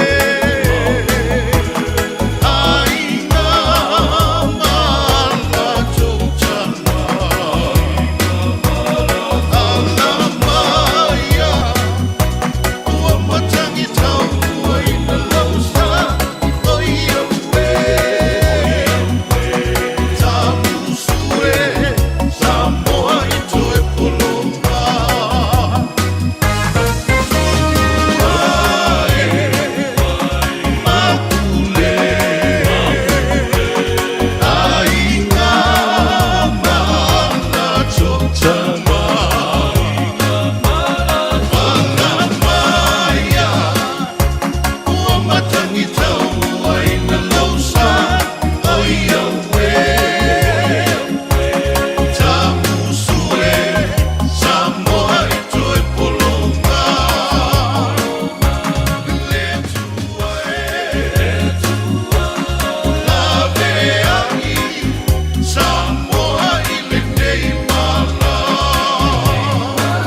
La, le siu fonga mata ngō fie o la u wōpele o le uso moni le sunga ia le ala i fola lau vale sua.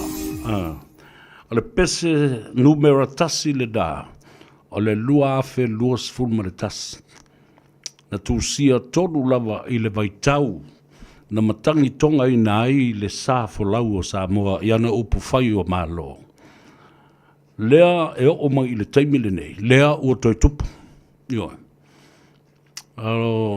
E re ngata i le mātango fia o le siufonga, o upu o le pese, o le fati o le pese, ma le nganga o lo o momoli mai ai.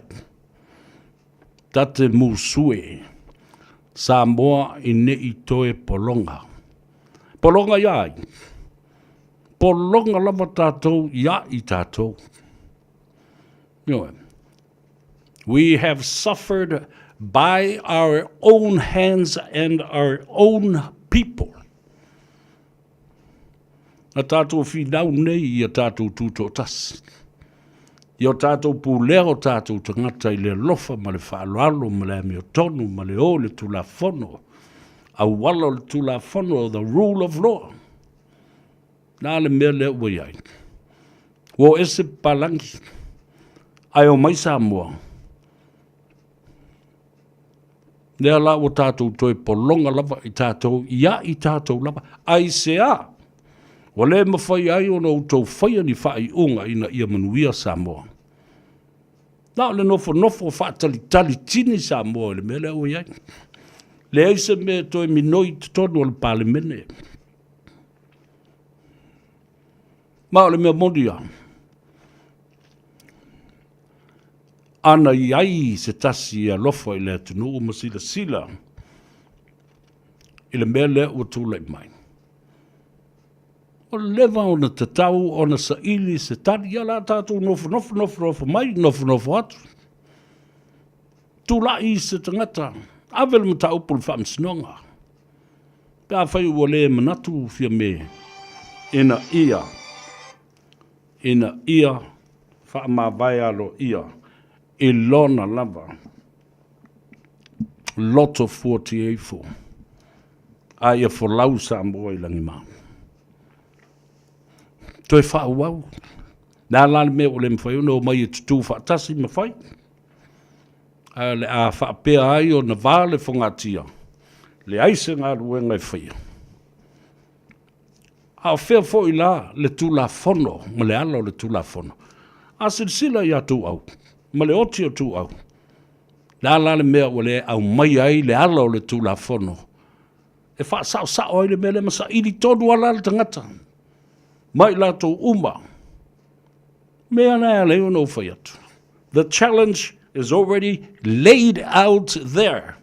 No one wants to take up that challenge. Why? Because so many names will pop up if they have the rule of law on their side and decided, okay, enough is enough. Let's bring some people with the expertise, forensic science, and investigators from outside of Samoa.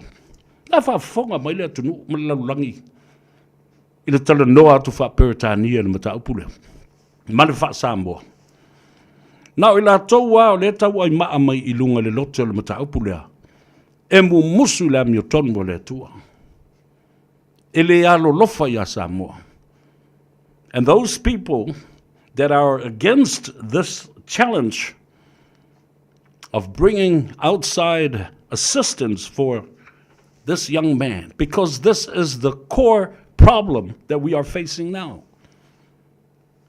Nana mo tupu, o le po. Tata tau au na mo ai ana po. O e avel tama, tu le lei ai avel tama. O se whaala ve lave lei masalomia, la la me o fai. Ono tofinga, o nisi o tangata o laumunu ia I ngoa.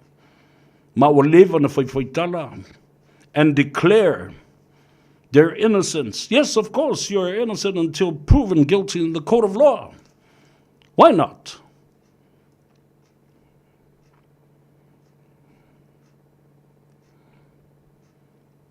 Nā mea wale whai ele nā mea. Nela o su e is tangata. Ai tu tangata. O lea na lau manu ia mai lava le amatanga ma le amatanga. Nā mo le whai ele su enga. Telefoni ya ni tangata. La mea wale abatuai ni leo mai fafo. To mai whaapitoa. E alu ala utala to e tau ili menta upulea. Lea na whaamanatu mai nei ele pese. Ala uso. O la usoa ele misiona. O tau tele neo I mātou na tūsia pese ele misiona. A Samoa. Le a tau sa vea. Malai sa ilisanga. Sua lau vale leala il fola. Sister Dawn Maumasi. Elder Kanahele, mai Hawaii. Brother Tawiliili, Elder Tawiliili, mai Hawaii. E o toi whawhangu mai le pese lea. A lea le i fola, lau vale sua. Ma tā upu nei lea o tātou toi polonga i lava i tātou i o tātou lava lima. Umana tātou tūlia palangi o palangi. And now we suffer in our own hands, by our own hands. Pesta tamalelangi Alex Rafaele se kona fido, tā lofa uso. Malesi ufufonga o Samoa, fesotai, the Plains FM I Kalestete. Tā lofa atu foi, te lenga tāwe uveu Rex lea vai. Le uso ia whapea foi le awhawhine le tamaitai. Ia la nuola. Ia masi o tau ainga. Whatalo whatu i le aai lava o ke riso. Ia whafunga mai le sunga mai awa. Ia whapea foi le whatu e a se lepa ma le au whinga luenga le tātou whale o loa. O tele tau mawha Samoa lo mawai. E le numera suma le wha. McCarthy Street, Hunhei Christchurch. Talo whae Samoa o tātou toi polonga lava I tātou. Ia I tātou. O I voila. Leo we tilo ai nei. Ile mata upu. O le power hungry. Nau umata ngata I le pule. Nau tu le epala tōma le HRPP le pule. Wa nau atu fo I le fast I le pule. Wa to ina atu le pule fatino ai le atudo fai me le lei mo le atunu. Manuia. To ala proketi. O le tasi le miliona. Who has the heart and the guts to bring back the rule of law?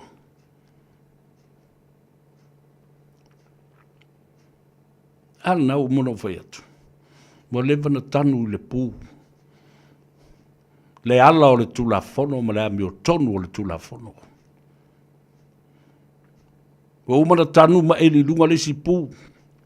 Tanu ai le upu na le leisi si siri atu le tulafono. No one is above the law. Wa. Le tangata le na ua ufi wha manunga se. Wa ufi la e, ma le manatu. E manuia ai. Aia, le upapala. Papala fa solo ato le mea.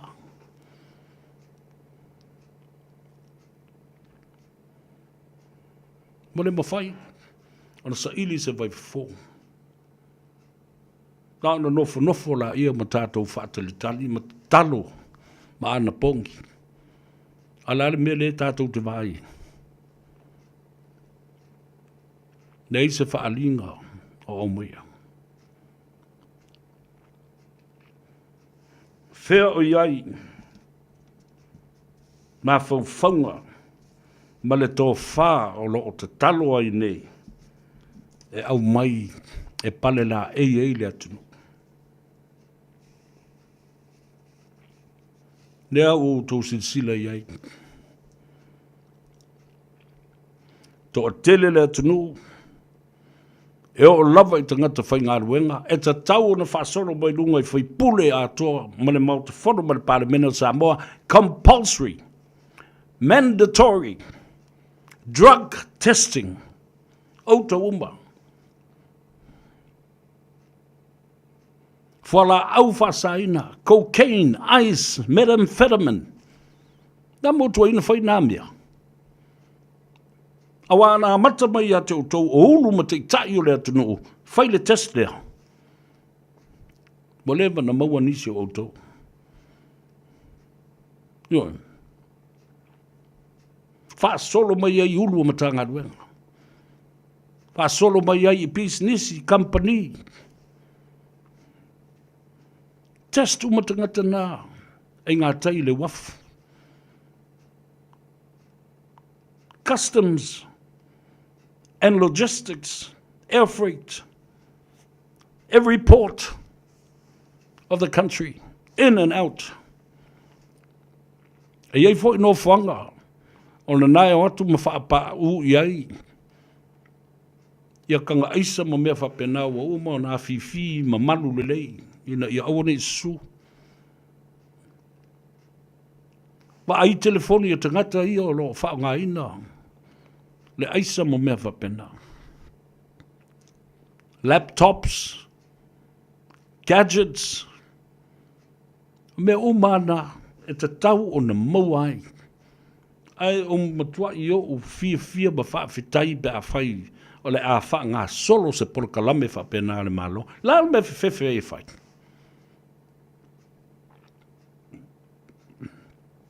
There's only one reason why people are very scared and don't want to do that. Why? Because people are involved. Ro a fia tangata. Dal me lao e solo i tātou whanau. Ma le tupulanga lalo vawa. Oro no winga. Ele toi maua se tupulanga, ele lei se whai ai. Ele ai ni tai le lei mo sa mo anta. Pa whai o le whainga lava le lela tātou walwe a whapenei. Tele le whala au whaasaina. Alu atu i whafo kuka i tonu o le tunu.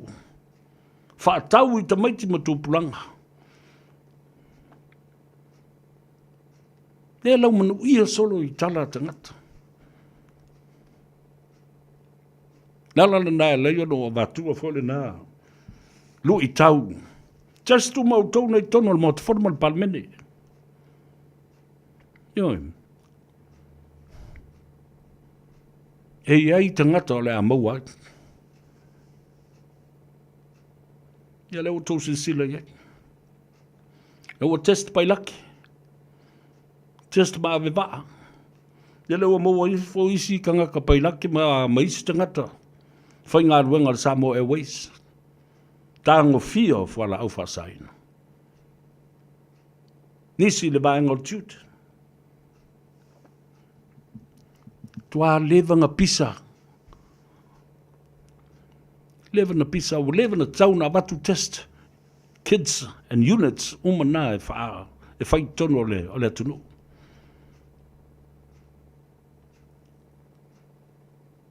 O te matua i o wofo. Tua i o wofo lafu. Lewa uma na whaasau i tua o le Parmene o New Zealand ma Australia. Ma walatou lapata ia ai Samoa ma tu motu o le Pasifika. I le fono o le Pacific Forum lele i le batu nei.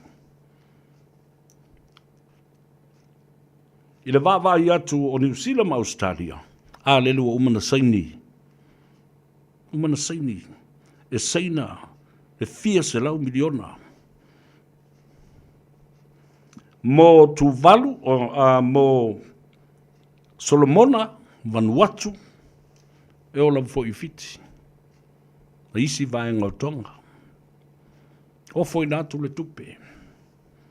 Fatino ia lato watinae. Ai tatala ai le fai tutoa, ma le vai fale i le o mai i ai asaina. A la lea o fai foi e tātou Samoa. Tatala foi le vai fale o mai fua saina le ini visa. A tonu e manatu le malo o se mea le lei e o mai ei e fai investments ma. Fa ngā ioi ma ngā lulue a lātou tupe i tutonu le atunu. Au ani awa, au wala, mani au lape o uma na whaatatia. Ina ia awane o tātou tu au lafo, ma whaata mala. O seina ia ta mamai, e popoto, e i loa ta mai loopholes e whepuna iai, ka vale solo e seina i ngā, e moe fongo, kia luakua e whaasabo, mani seina iai. No disrespect to the first migration and wave of our Chinese brothers and sisters who lived among us.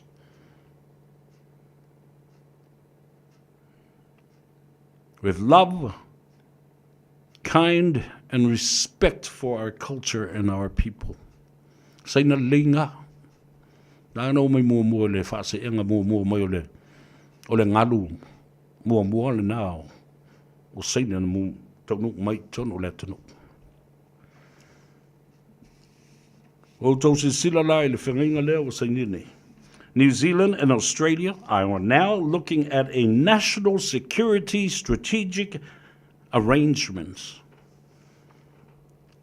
Ina ia tau fia ai leo mai o saina i tonu. Leo uma na whai le whaamnianga mo Tuvalu. As some of the first ever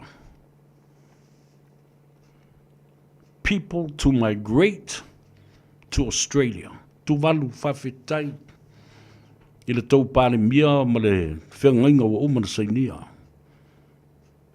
Ma ai Benisi. Le pāle mia o Australia. Leo whatanga, le ini visa e toi atu i tangata Tuvalu.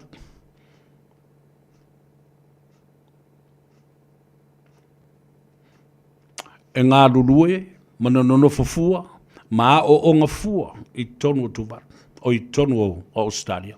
So se vaenga o Australia. Live, work, and study.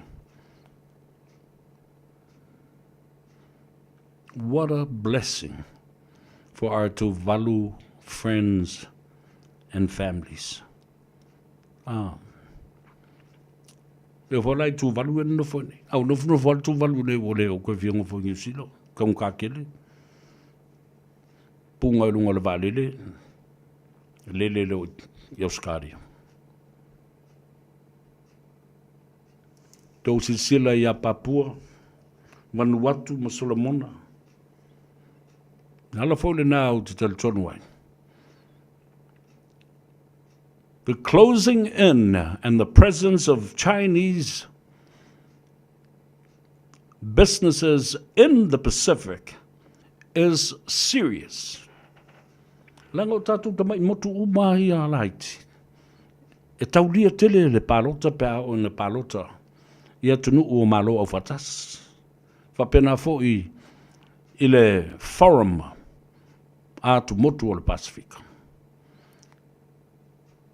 Wa umala mata upu o ngaonga ma le te tele. E mana o mia i isi e tunu o le palota. E mana o mia le palota Samoa. E whatau fo le tupe le palota Samoa. Tonga, Fiji, Tuvalu, Tahiti, Cook Island. E ala le nā e me o te matua te le tonu wai. I le tā ua tele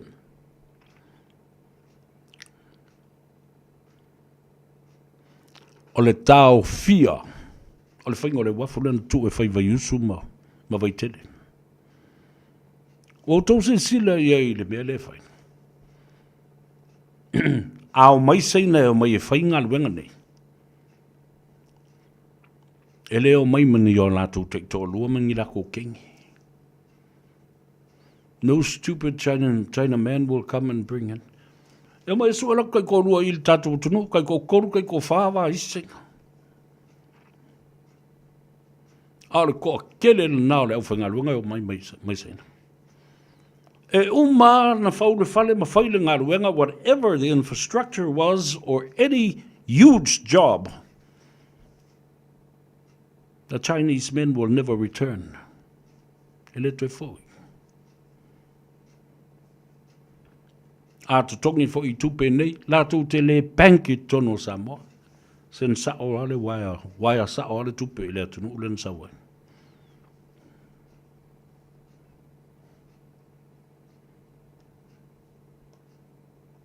It was a smart move that Samoa, the new government, when the fast came in, they stopped China from building that wharf.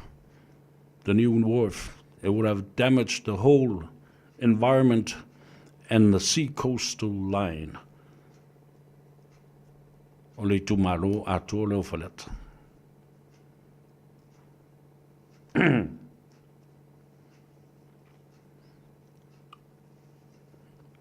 O lo tala no le mata upu lea o fono whawai.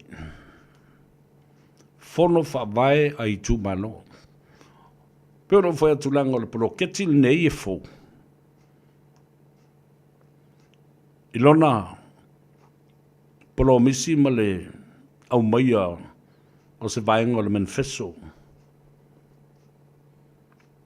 Po le manu lau ti a le wha o tūtua i le tua Samoa o tasi le nawa i tau.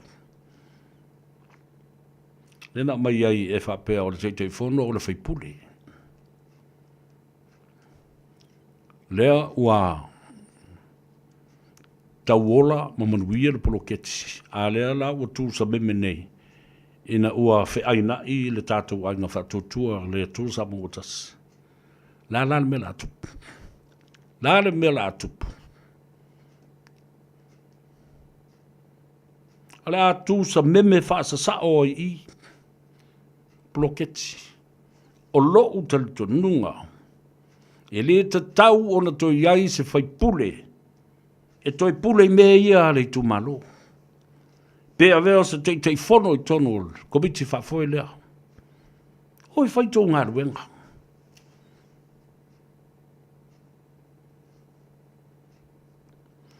Tō sao le whaafoe ina o ngā ruenga o le whono whawai.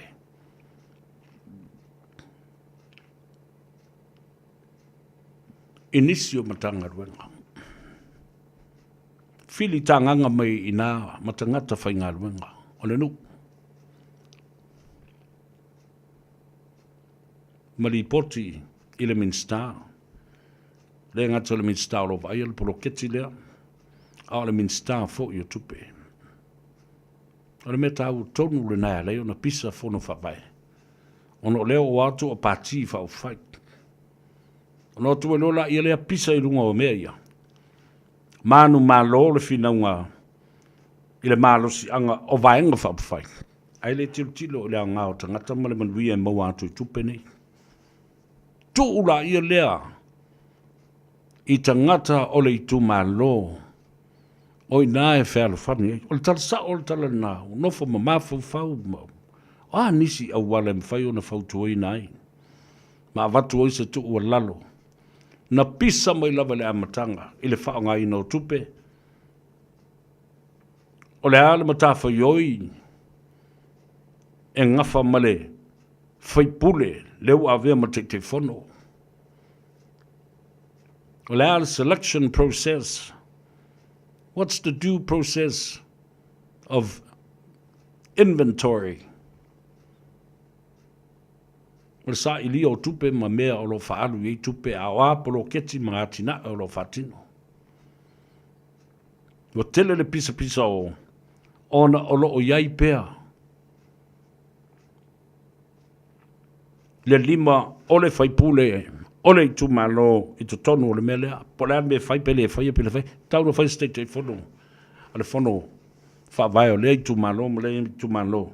Au ni i toi a fia ai ni whaipule. A le mea tonu ala nai tau na whai. Au wha longo mai i ai ia. Le minsta ma le tātou vaianga.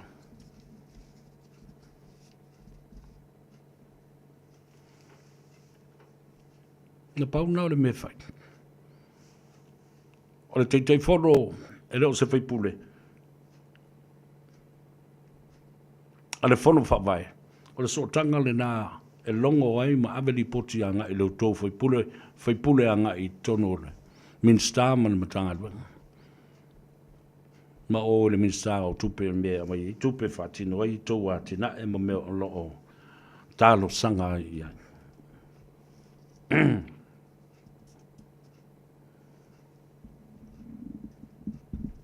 Le asu tel tununga. Suli ma minute e te wala au mai ai ma mai lo finangalo. Wa tala whea ngai le lu i tau leo a watu nei. E lua ma tau, a mai leo mai fafo. Lua, tau na matua siaki uma. Fai le special test, drug test, Mō whai pule uma, le pāle mene, le au whainga luenga le malo, whaululunga o matanga luenga. Tolu fitu tasi, lima, iwa tolu. Na o le 5 minute, se I whalongolongo mailo tātou o tunu. Pe lango ina le mata upule na. Tolu, fitu, tasi, 5, iwa tolu, ia tea wala tau ia. O te matua, langa o le ufatu ina tua le lafo. Wa umi na tātou pisa nei mea halu tau sanga, feoti leo, feoti tangata. Tolu fitu, tasi, 5, iwa tolu, malau mua, talofa lava malo se fumanuia. Ia wa sola le malau, talofa malo se fumanuia. Malo se fu lo peo. Ia, sauno ia, la sau taltanunga. O ma koe ulang inga la pale le faio test. Malesi mea ia ma ko whaalongo koe o ka uia le test a leo. Ai ka uia le aso. Ia koe ngā mea ngai le ka ungi aso ke e arko ku. Fai te tua runga lai o le se le la kuai o le so ilo kusa ungi a ungi. Ia. Ma koe o au le mea ngā o le faio. Ia, lesi ele aluatu sei uma aso e lua vole le mele hangover le am. Wala ba longa ngai fango mea ngā ka fai a leo. Ia, ma lo fa tai ta ua tele. Le lei.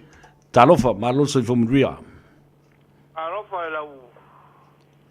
Fionga le akawa. Talofa le au ma lo le se fomria. La so ma la ia ma e kelem ka upu. Sa vea au ka sa mai Samoa le sa. Ia. So ese a ka fisilia ku ka rai Samoa so le al mo kwade ma ko ke do ka me ro ku so.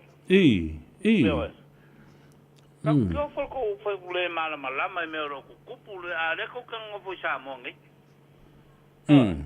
Talofa.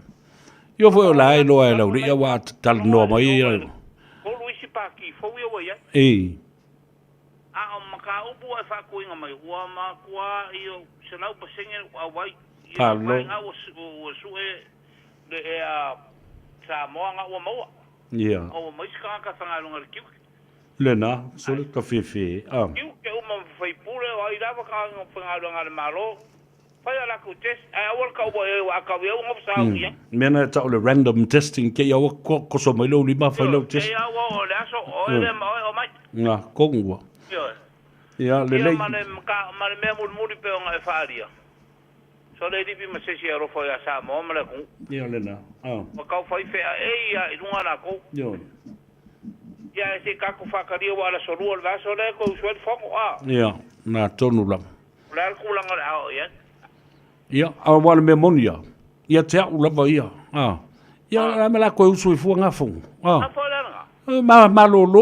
Malolo lili ya si yonge kanga ka wange yo ulo o makanga luenga wange mala ufinga luenga faile tunu ol menga ale lo mafofau Malolo le fongo ai o fa msingo nga au mai e sa o me pa fa o musu le sia ko ila o me mongia nga yo ya de mau fole de ko ave de aki ko po fole sa mo o le pa o le pule o le fa ma wolunga le fia ko ila adiel ia faftai le au tato felo ai pea ia ka malol malanga mangi o ko mai anga ki auskari ia faftai ia soifu ia talofa malo soifu mudia alo talofa le ia tawa ia talofa la tina ia sauno ia vakusinga manatu vai ia kai malia le lunga lainga talofa tai mali talofa la fionga ia o lo wa umangaku isa wai ngai ka manga wo e faile test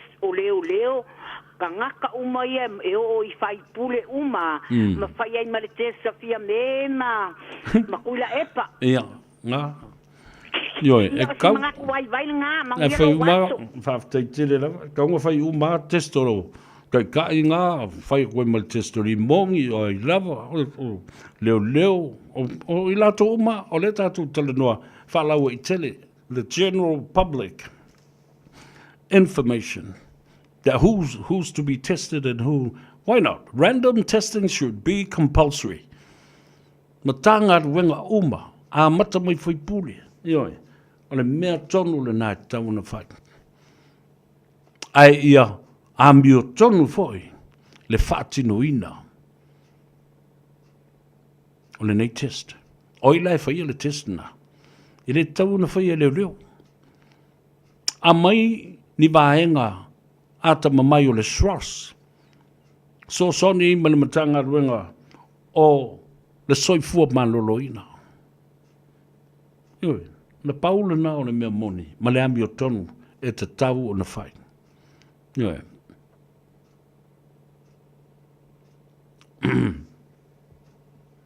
Awa, o le a whawhea na tu u whau i pia whapea.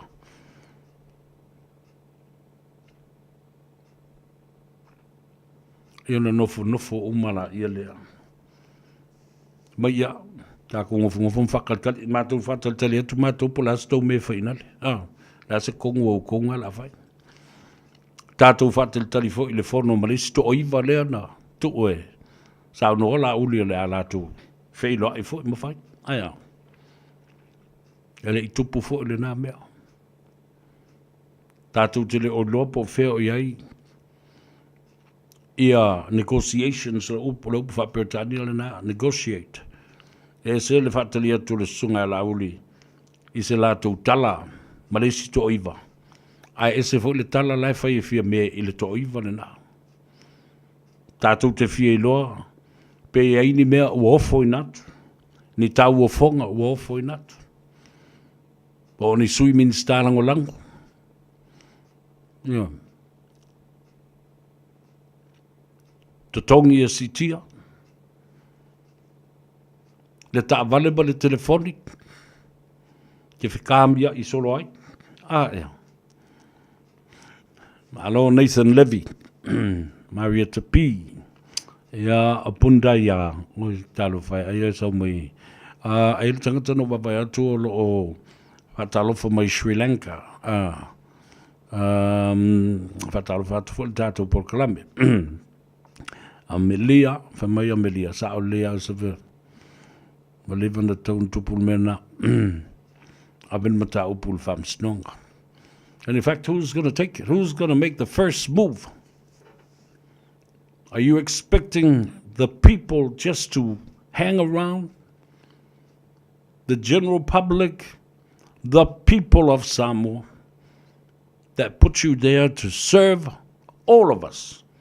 Alo tau tala, whala wai tele, i le pale mene a toa Samoa. Sui te itasi uma. E o fo i tūte ma Faiva. O le tā whatolu lea, o lo tātou whina wai nei. The three branches of government. O le whatatali, mele wha msinonga. Po o ai o le vaenga lea. O le a mua atu, pe ave fo i le whongwhtalai. E ave e wha winga mai. Ma wha matala mai. Upu, le winga, ma le nganga. The literal meaning and the interpretation of Article 141. Ioi. Ia lana ngufu ke pula mai lea, pula mai. Aia. Ai safa o tātou tangata. Whetūtasi whanga le misa. Talo whaim. A lor si fumun via. E sa ue.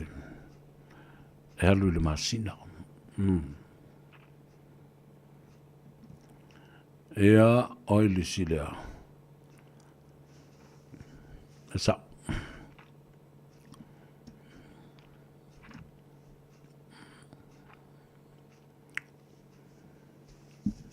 Nala ua maua le lapata inga mo i lātou i le Samoa Airways. Nisi sa whingaluanga le wafu. Tangata la ni le lātou te iloa le lei. Mea mai e lātou aisa. Tangata fo inana mo me lātou aisa la lātou te iloa is tangata na watuai lātou aisa. The link goes on like that. So yo oa il tangata tangata tonu o le major supplier na.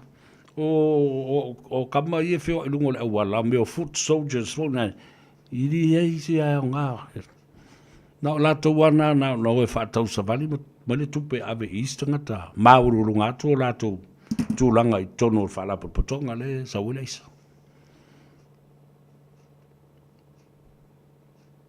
Yeah.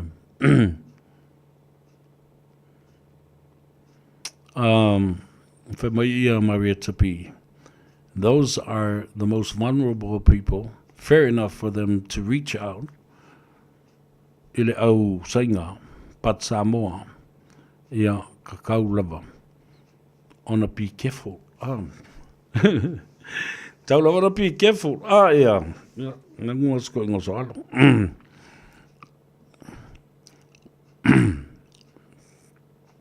Tātou asia tu le matapula. O sia, kisa, Salamat, Burger King. Ia lena. Landuola minute, talo fatu, malole, soifum, malofole, ngalo lue le ne yaso, ia, whaamadu atu fo, ia I lato I lunga o le tātou api folinga, ia mo le tātou YouTube channel, ia moise fo I. I lato o le oi lunga o le tāwale. O le sunga I ataito. Ia, o le a whaafoina, ia Faiva o le fia finei. Ia, ma sui le sema se ia tāle tu la e se fulu I le poana nei. Le pese, mo I lato uma, o lo oi lunga o le ala tele. Wela u fai pese, le Oski Band. Ia, whapena fo I lo uso, ia au mtangi sia, male whanau. Ia, male pese lea, e mana tuai. Ia lo uso fai fe au, ia, te pale au. Ia, mo na uso, ma tō whawhine, ma lato tina. O ana taulanga, ua ola I a nganga o tangata, ma lona pau pau.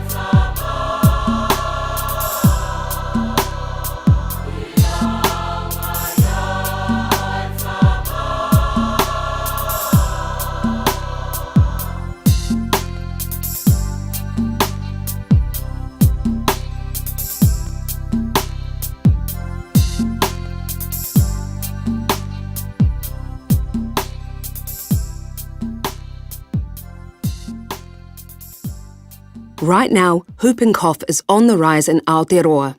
It is highly contagious and can put newborn babies at serious risk, especially during the first 6 weeks of life when they're still too young to be vaccinated. So, if you're a new parent or caregiver, getting your baby immunised against whooping cough on time is the best way to protect against infection and reduce the impact of the disease. The vaccines are free and given when they're 6 weeks old, and then again at 3 months and 5 months. You'll need to book these in with your local vaccine provider. And if you're worried your baby has missed some or all of their immunisations, it's not too late to catch up. Let's protect our most valuable taonga. Immunise. Talk to your trusted healthcare professional today. A whaialo sa ili se a o ngā a matamolo walu. Aua loe te toi popole o le Galaxy Childcare e tele o na la lai au ki lani I saute. E toa tele whaia o ngā ngawaa o le a o ina le whānau e iaia inga whapitoa pe a le sitala lo walu. Tolus fulu I tū la. Free. A vanoa le vēna le a onga mo whemalanga inga le whānau. Free. Maua mea aia le whānau. Free. E iaia inga whapitoa. Mo nisi whamatalanga. Whaafso tai le o lua tasi, o walu tolu, lua fitu, lua iwa fitu. Talofa Samoa, o Ateshna Ryan, o le Licensed Immigration Advisor mo le Auckland South Immigration Consultants. E visosoani mo so se tuai ngā visa e malanga mai New Zealand po Australia. Telefoni mai nei loa I le o valu o tasi o no valu wha fitulua. Po le olua tasi o no valu fitulua tolu o. O mana o mie oe po se isi lo a inga se fisosoani tau whi malanga inga mo New Zealand. I mata au pui pei o le vaita mai no whanau po ngā luenga. A whai o lau tali o le ioe, wala au loa Ken Fernieho o le Fern Immigration Services e iaila na laisene. Ma ua silia ma le se fulu lima tau sanga o lana tau tua. E toa tele tangata o fisosoani iai Ken, I mata upu tau whi malanga inga. E au fia ai mata upu na o atu le tribunal. Ma apili le minister. Tanga iane le mato Facebook, ma le upenga te whailangi I moli mau. Mo nisi whamtalanga, wala au mai le Fern Immigration Services, ma tala noa yalu isa, I le oiwa, lua ono lua, tolu lua lima tolu. Lua ono lua, tolu lua lima tolu. Po le o lua tasi, tasi lima tasi, o lima. Tasi lima I watolu amo. Radio Samoa. Toi luas full minute o na tale o le tu live fitu e le au anga ma le tutua al siu fongo Samoa. Ia ma se foi o le tātou polo kalame. Ia ma le Gagaifo Faiva o le atunu I le nei fo ia solua po whea lava lao lo whaafonga mai ai I le atunu. I tawha e fio le lalurangi au anga aluenga ma utou Faiva lo filima lo ngā pati ai. Ia whatalo whatule ia tau sa vea ia te o ia ma whamalo o tu foi. I le ngā ruenga o lo whatino. Watalo whapitoa, ia ma watu fwoi le whamalomo le whaftai, le uso ia chief sielu a vea. Sa anga lea ne fwoi, ia ma walauria fwoi, e ma futa atu ila na whawhiawhianga I nai Pearl Harbor City. Ia, whaftai ali, ia anga leile tua ma wale malos, ia whapena fwoi, ia teu waile taleni o lo whawhiawhia ai tangata ta whau. Ia maanga I atu le nā I tūlangi o le stete o Hawaii. Ai whapitoa le whaftai I le tōwhine. Ia Yvonne, ia, ma si o la tōwho I a inga e meise le tina matua. Ia anti whaalawe, awha masanga poe la ulu. Ia, tolu I le atua le manos, ma le srifua, tātou te whilo I pēr, I le alofa ma le anga le leio le atua. Ia matalo sanga mō lia. A tei whapitoa, I lau whionga I lau na whausira. Ai ono Ken, ai ono, ia, mō le anga le leifo imba. Lewa noa sa tāta le doa hina. Eu I lava ina wole mō sa tala noanga ma le whionga. I le li I sentoa. Ia Mike Gabbard, ia ma le tamai tai fo I le whaton sili. O susu ngā tama mai uma, ma whaabatalanga patino lava I le puinga o le saunga le mū, the national security and also the National Intelligence Agency. Mo le malo Amerika, le o tōwhia ne ia Donald Trump, tamai tai Samoa ia Tulsi Gabbard, ia, tanga iane ai o le tai, te lea mea whale tonu o tula i mai. E pei o le malo tele o Amerika. Lo mana lama le ele sunga ya ken, ia sa ma whasoa i fo i le tulanga o tariffs, ia po o le toe tu inatu lea o tupe tului i lunga. O loa e whaatau mai e Amerika i tonu, o lona atunu, ma toi whaatau watu i tangata. Pe o na whaopopo ile 2.5%. O i lunga o loa, o tau o loa e mai kanata, 2.5% le tau o loa, tupe tului, i o loa e au mai Mexico. Whapena fo i le malo Saina, ia ma le malo o Panama Canal. O le sibea le whiwhene ia tangata le atunu o Amerika, le malo tele o Amerika. O tula fono ie whaatino nei ele to ino o Donald Trump. O tula fono e ono lamatia ai le soifua o tangata Amerika o lo alalam papa au i sae tu tonu po le Middle East. Ia o nisi o lo nonofo i Asia, mga lue ai, o nisi o lo nonofo i lea tu Europa. Awa, o lea o lo to mawhaile te malo o Donald Trump. Na te whaatawina e se mai ia ele o Greenland.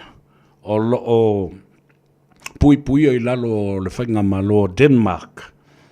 Ia whapena fo i malo tele o Kanata. O lo mana o fo i aile te malo. Ia, tātou te popole i ai. Awa e a awhia, so se mele vai a awhia Amerika ma tonu e whaia. E a awhia umalalaulangi e whapena fo i atu motu o le Pasifika. E a awhia i New Zealand, Australia, ma Samoa. Ia, o le mea matautia le na. O le whai mai Elisara Sala. Mai le Elisara Sala. Se o whai tau atua le... Pe mai sa vea, o lewa na iai le whae unga le atunu o ilana wha amsinunga tonu. E awala mai iai lea le whingalo le atua. La so ona tau so o mai i a tula fono. O le aimani tula fono o tutoe. O le whae unga sa o lava. Ma o le tali i fo i lea mai le atua. Ta talo ma ana pongi le atunu. O la uli al mari atua... Ma le lua se fulu sui na o lo o iai. Ia o tātou na e o ane. E whaile malo. Ia, malo li i sala a malo whingalo. Ma tango fia fo i le whaalongolongo atu. Ma le whaitau atu iai. O ewe i tu malo. Le ataua. Se pei o le susulu o le malama o le la. I le lalulagi uma. Le tātia mai o le manino ma le pio pio. Ia whapea fo i mare mawhia o angsala, wāri yari mai i te tonu o Samoa, ai o lo o tū mamao lava, ia le aso le atua e o mailin whaamsinonga. Talo whai kawhiwhi hisuli, ia le na, o nisi na o langona ma whina ngalo fo i o le atunu, o lea ua toes funman wha minute o na tā leo le itu la fitu ia mo tātou malolo ai fo i matawa lunga to ele tātou por kalame pa mangalo se leo le ona pa fai ua la male fo se fa mtalanga le fa fonga tāpua i mo le sila mai moa le atunu i le tātou feilo inga nei aso te talo ina ia te iatulo to soifua i le aso ataia tātou feilo iai i lona alofa malona anga le lei i le tātou whaapoponga o le tātou porkalame o le Gagaifo o Faiva. Ai mō le temi nei, manuia whainga malanga i lunga le ala tele, i a whapena fo i a tau mawha o le a lau i le fia nā nei. Ia ma mori ngā tarsanga fo i le tua e whawhita iai, i a Faiva ua mai o le aso, i a ma whainga malo longa fo i a leo tātou tanu. O le a tātou ua su ele pese le a savea le a taua. Ia, e whaamanu i atu wai i ate oe. Malungo le ala tele, i a aua ne i e tau tūli moe. Ai pese me le pese lea? Ia le nā. Partai Samoa mo le tātou mawhitanga le nei aso, le tele mo o tau te mamtina matua, ia me se fo'i, ia le au whinga ruenga tofi, ia ai le ngate lea, o le toi fo'i atua nei o tātou whanau, ia oa onga a matanga fo'i o le nei vai aso. Le atau so vele nei, ma le pese mo oe. Ia, tāte wha mawai ai. Oro whatui o tātou ainga. Tui la manua, e a wapena fo'i le stete o Hawaii, ia mo tātou ainga i le malo tele o Amerika. So i fua ma ia manuia. Fionga ia teito la o tau mafuta i le awhiawhi nei. Atasi ma fau ngai wa sau tua lasi le alofahi mo oe wa pei o se mai awele lai se iangi mai si o le o e tawhia whalongo i ai la upele ea o o fea o e ai Lalulangi pua o ma le manunu wa sola le la fasu